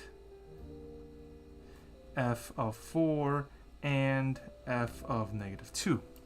Alright, good. We have our work set up for us to then determine about some integration problems. Okay, so we have an initial condition already, and with that we should be able to find some expressions for this. So f of 4 is our first guy that we want to find, okay, which means that given that we are given a point f of 1 already, we can go and use our good old friend fundamental theorem of calculus to then determine what we're looking at for these types of problems. Okay, so because we have our limits then going from 1, given that's the point on the x-axis they gave us, to the 4 that we want to find for that first derivative graph, respect to x, then fundamental theorem will then help us understand that we can get back to our original function, points of 4 minus f of 1. Very nice. So with that then we can isolate for f of 4, because that's the one that we're looking for, so we just need to add f of 1 to the other side of the equation. Okay. Now of course the question is that how would we then find the integral for that? Because of course we don't have an actual equation to work with. Right? We only have the integral itself, and then we have just a graph, no actual equation of the function at all. Thankfully though, from 1 to 4, they've already given that to us as an area underneath that curve that they so very graciously gave to us. Very nice. So because of that, we can then just go with the area of 12 that they've already provided to us, as that is the area underneath the curve from the limits of 1 to 4 for that first derivative function. So we can easily plug everything in because they gave us f of 1 already as 3 plus a 12, which will give us 15 as f of 4. Okay. That's the first problem already answered there. Then we need to find f of negative 2. That is the next target for us, which means that instead of starting from 1, given that f of 2 is the smallest number, we then will need to start our integration from negative 2 and ending at positive 1 instead for that first derivative function. The fundamental theorem of calculus still holds up, that we get to go from the derivative with its integral going back to the original function at the points f of 1 minus f of negative 2. Okay. This time with some algebra though, we will have to do a little swapping back and forth, realizing that f of negative 2 then is going to be f of 1 subtracted by that integral instead, because the way that it was ordered. Okay. The same problem arises though, that how in the world then would we then find the integral from negative 2 to positive 1 for that first derivative graph? Well, they again once more gave us the area for this section as 9, again starting at negative 2 ending at positive 1. That was already given at the start of the problem. Very nice. So with an area of 9 and f of 1 already being 3, f of 2 will be a simple subtraction of the 2, meaning we have negative 6 as a result. Again, so to put that into perspective, f of negative 2 is equal to negative 6 as part of that solution set. Okay, very good. Let me quickly turn on the lights here because the sun is beginning to set on my side of this planet here. Okay, that should hopefully make things a bit better for us. And so with that, we should be able to go forth into the last part here, and then we can then see exactly what we're getting. And why is this already in my notebook? That's a bit odd. That shouldn't be there. A teacher, he's cheating. Yeah. Okay. Anyways, though, let's get to the very last problem, problem number 6 for this test. Okay. It says here to consider the curve given by the equation y to the third minus xy is equal to 2. And then also it can be shown that dy over dx is equal to y over 3y squared minus x. Okay, very nice. That's all the context that they're going to give us for this problem. So let's go and say here that they were going to write an expression, an equation, not expression, equation for the line tangent to the curve at the point negative 1, 1. Okay, so that's pretty simple, because the line tangent to any sort of curve is going to be given as the equation y equals mx plus b. And so we just got to find the slope of m with the first derivative and then b will be solved using a specific point, again, negative 1 comma 1. So let's plug this in to the first derivative graph here with the 1 in the y over 3 1 squared minus a negative 1 from the x. Okay. To run that through, we get 1 over 3 plus 1 is 1 over 4 as a result of the differentiation there. Okay, that's equal to m. So we have y is equal to 1/4 x plus b. So to solve for b, we just have to plug in that point back into the equation one more time. So we get 1 in the y, 1/4 negative 1 in the x plus b. B is equal to 1, and then we can add the 1/4 to the other side, since it became negative on the right side, which becomes 5 over 4. So our last equation here is y equals to 1/4 x plus 5 over 4, and that will match up exactly with what they're asking for in this problem. Okay, then going to part B, it says here to find the coordinates of all points on the curve at which the line tangent to the curve at that point is vertical. Okay, so let's have a look to see what that will pertain for us. Okay, so we want the line tangent is vertical, which means that for the vertical tangent line, that means the derivative must have it so there'll be some number on top and a 0 in the denominator. Again, that is an undefined slope. In this case, again, that is a vertical tangent line. That was exactly to what they're referring to at the start of the problem. Okay, so with that, then we can go back to our first derivative function here. Again, it was the y over 3y squared minus x. So all we need is that this guy, the 3y squared minus x, this literally just needs to turn to 0, and we get an undefined slope as that what we're looking for. Okay, so because of that, we then need to then describe what this looks like for us then to make that equal to 0, right? So because this means that we can easily separate the y squared is equal to x. This guy though has some constraints to it, because it just can't mean that it can be whatever, because this then is still responsible for this function of that right there. Okay, so because there's only one x to substitute for inside of that spot, we can very easily put that all together. So minus 3y squared multiplied by y is equal to 0, 2. Okay, we got ourselves a notification here that Nunat Nunquam, we got a great subscriber here that just showed up into the chat. Hopefully you are liking what you're seeing, because we are just about finishing up here on our last problem on the 2015 AP Calculus free response questions. So yes, thank you for subscribing. Of course, leaving a like on the stream will help me continue to grow this channel so we can reach to more people that are struggling through math. And all of the questions that are asked for are can be asked that doesn't have to always be calculus related, but like we've already had someone earlier today ask us simply about line segments as if it were back in Algebra 1. So very good that we are getting some more attention there, but we still have to finish this last problem and we'll get to that. Yes, thank you Nod for that great compliment. We'll definitely be looking forward to seeing you some more as we continue to stream on our exact required times, again Tuesdays and Thursdays from 4 to 7 p.m. Pacific time.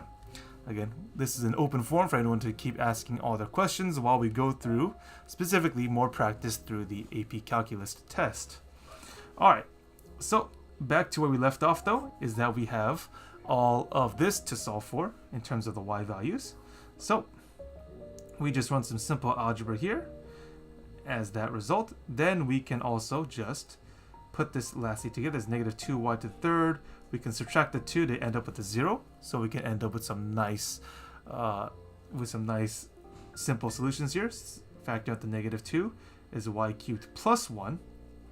So it looks like the only value here is that y must be equal to -1 for this to be the case, which then means that we can then run this back one more time to then solve for the x values.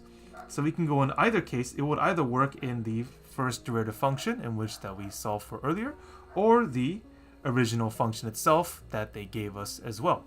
So in either case though, we can run it both times just to make sure that with the -1 on the y, that x will be equal to a +3 as a result of that. Or in the case on the right side, we can run this again with -1 to the third power minus x times -1, which is +2, which means a -1, which will be a plus an x is equal to 2, which again x equal to 3 from the algebra will match as well. So looks like there really is only one possible solution set for this, if I remember properly, because there shouldn't be anything else in terms of any sort of problems for that. So that means the only possible solution is -1 comma +3.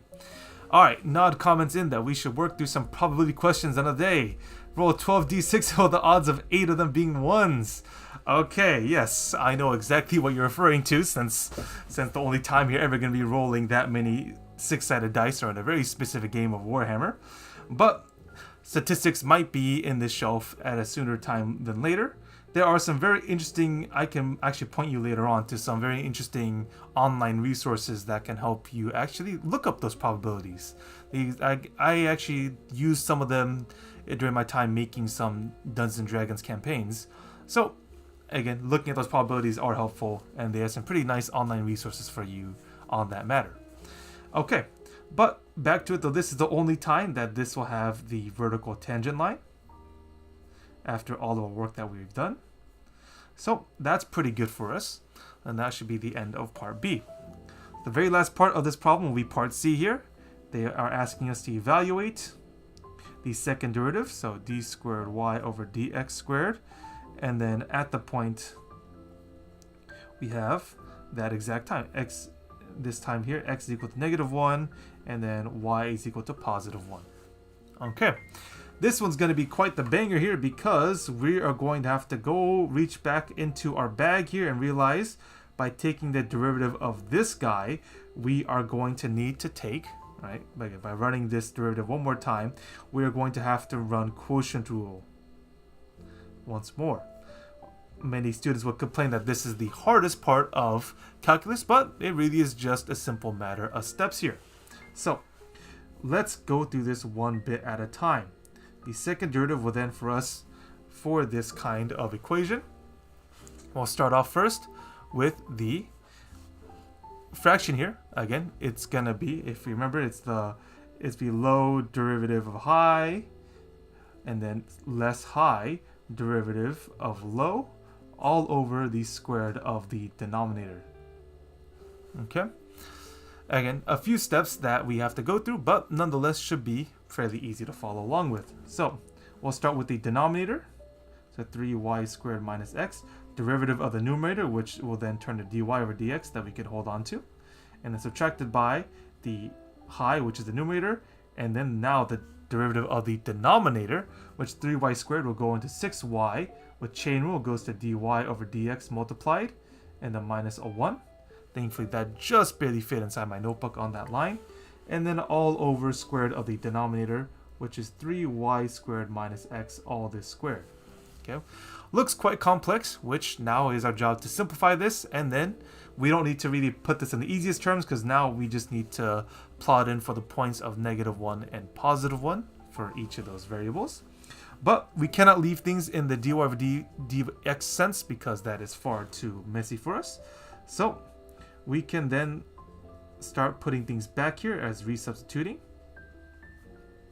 as to the y over 3y squared minus x, and then subtracted by all of the y multiplied by 6y multiplied by y over 3x squared minus x, and then all of this subtracted by 1, and divide that all by that denominator squared. Okay, quite daunting for all of this that we have, but I think we should be good here, because I believe we already have settled before that for that exact set of coordinates, -1 on the x and +1 for the y already. That slope, yeah, we already done that before.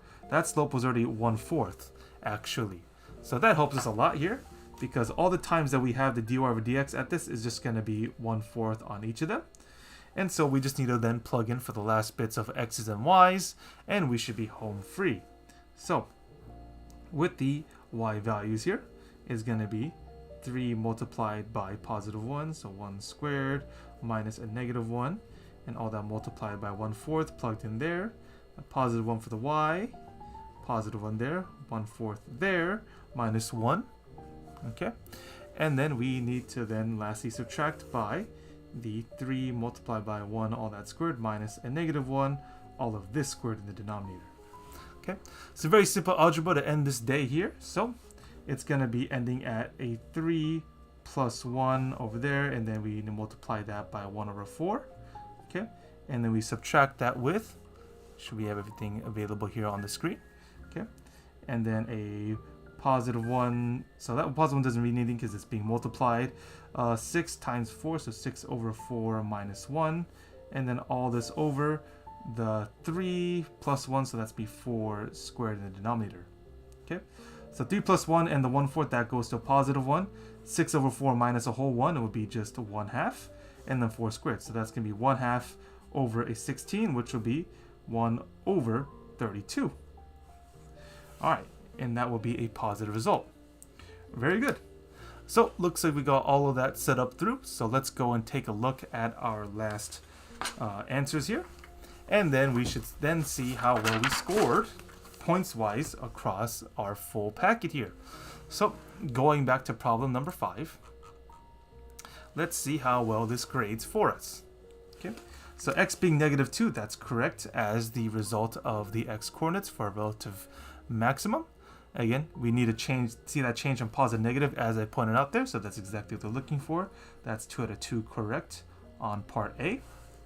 Then on part B, they are looking for the intervals from -2 to -1 and then 1 to 3, that's correct. And the reason on that, again, that we are looking for both the less than 0 first derivative and then the less than 0 on the second derivative. So all that is good. We are 2 out of 2 correct on part B as well. Okay.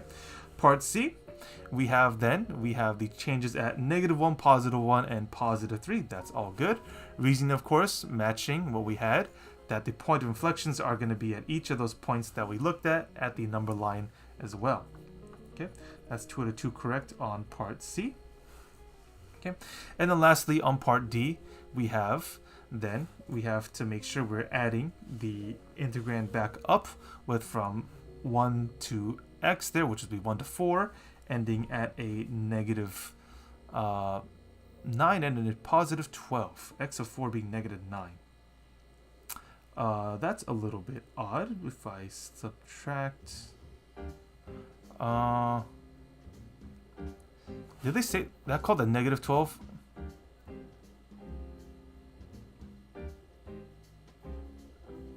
Boundary. Very interesting. I think I'd like to speak with the judge on this one, because they gave it back as a +9. I suppose we're supposed to understand that it's a negative already, because technically they want us to say that that's -12 instead of a +12 as the area that they give us, although distinctly says +12 as just the answer between x-axis and the graph. Okay, sure thing. Whatever, man. Alright, so any sense though, looks like we got something's messed up here, because this end up as a -9 and a +12 as the results there. But the integrals, actually, the way that I had it all set up, are all good. Exactly, especially the ways that we can isolate for those problems, just that the substitution didn't work as planned. So this is actually, in this case, given that, is actually still 2 out of 3.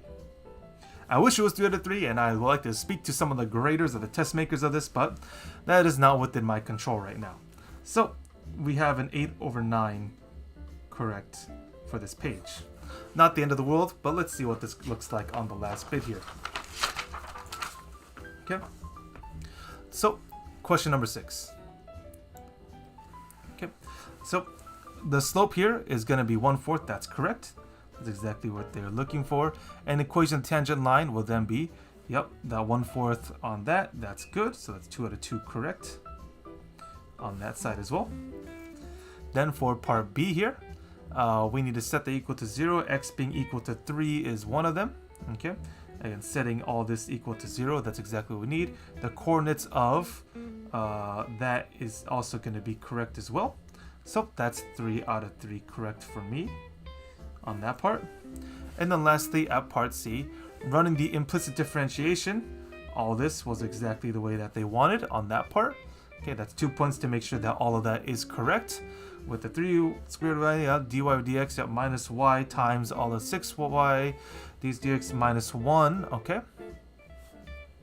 And then going through this part, we do the substitution, and then we then answer at 1/3 has again that putting that 1/4 back the way it should have from previous problem is good, and the 1/32 is all correct. That's 4 out of 4 correct for this as well. Very good. So this ends it at 9/9 for this part. Lastly, okay, so that's pretty good. So let's see what this looks like in total here. I can write this down on this piece of paper here. So as our test total for problems 1, 2, 3, 4, 5, and 6. 6 was 9 out of 9. 5 is 8 on the last 1 point, 8 out of 9 on that. Okay, let me calculate the rest out of these, and we'll see what our total is. So problem 4 was just a 7 out of 9. Okay, let's make sure we have this all straightened out for this. Okay. And then part 3 here was just an 8 out of 9. Okay. Part 2 was also an 8 out of 9. And then part 1 was a whole 9 out of 9. Okay. I think I got just underneath, yeah, I think I got just underneath 90% here. But nonetheless though, this is going to be completely out of 54. Out of 54. And so with that, we are subtracting 1, 3, 4, 5. So yep, 49 out of 54. Oh, 49 out of 54. Okay. That is just off the cutoff. If we take a look here. Just as a reminder though, is that the AP exam is not graded out of 100. It's only graded out of 5. And of course, it is curved based on how well the nation actually does according to each of the problems. But I got exactly a 90.74%. Not too bad if you're scoring this in a percentage scale, but this is not a percentage scale test. This is curved based off the average of the actual nation. But let me quickly take a look here just to see. Just to make sure I have the right resource ready for Nod here. I can send it to him directly as well later off. Let's see here.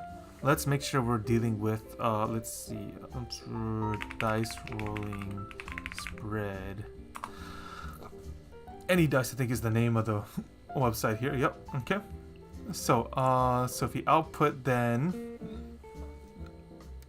12d6, okay. And make sure I have this. So calculate. Okay.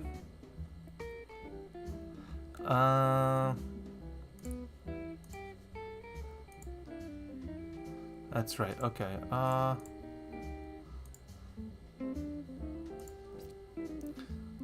wonder. I think there's something we have to do in terms of the syntax here.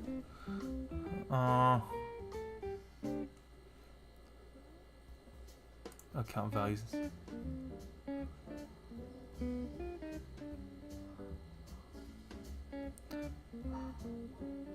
Okay. Sure. Let me see if the syntax will match. Let's see. Output count ones and 12d6 named ones in d6. Let's see. That's right syntax. So, okay.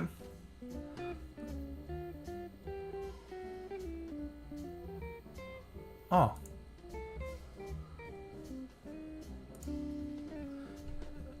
Very interesting. And you're saying you got 8 of them, huh? Because, let's see, out of 8, I would run the raw calculation myself, but if it was just 12, so 1 to the 6, all 12 of them, yeah, okay, that would show.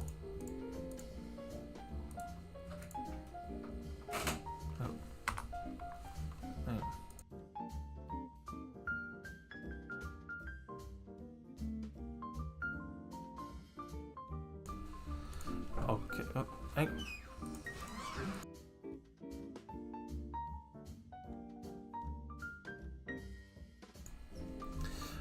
okay. So let's see here. All right, I can actually send this to you directly. We can look over that at a different time because the clock is running out for me. It is actually my father's birthday today, and so we'll get back to this at a later time. But as of right now, this should conclude our fourth live stream here about the 2015 AP Calculus free response questions. And so we definitely have all that we need here so that we can put all this together. So again, all of your questions can be answered live straight through the email there at the left side of the page there, the labcoatmath@gmail.com. If you have anything pressing you need answered at that time, we can make it to video, or again, anything sent through this live stream, I should be able to answer live as well. So, again, thank you all for coming in today. It definitely was quite the interesting one with a lot of old friends coming in and greeting me and seeing how things are going. We'd definitely like to see the rest of you the next time that we are live again. That will be on Tuesday from 4 to 7 p.m. PST. Today will be a little bit shorter because of some other matters happening outside here. But again, hope you all enjoyed. The whole VOD will be on the YouTube channel for people's review, for those that are studying AP Calculus on their own. So thank you all for coming today, and we'll definitely try to see you on the next one.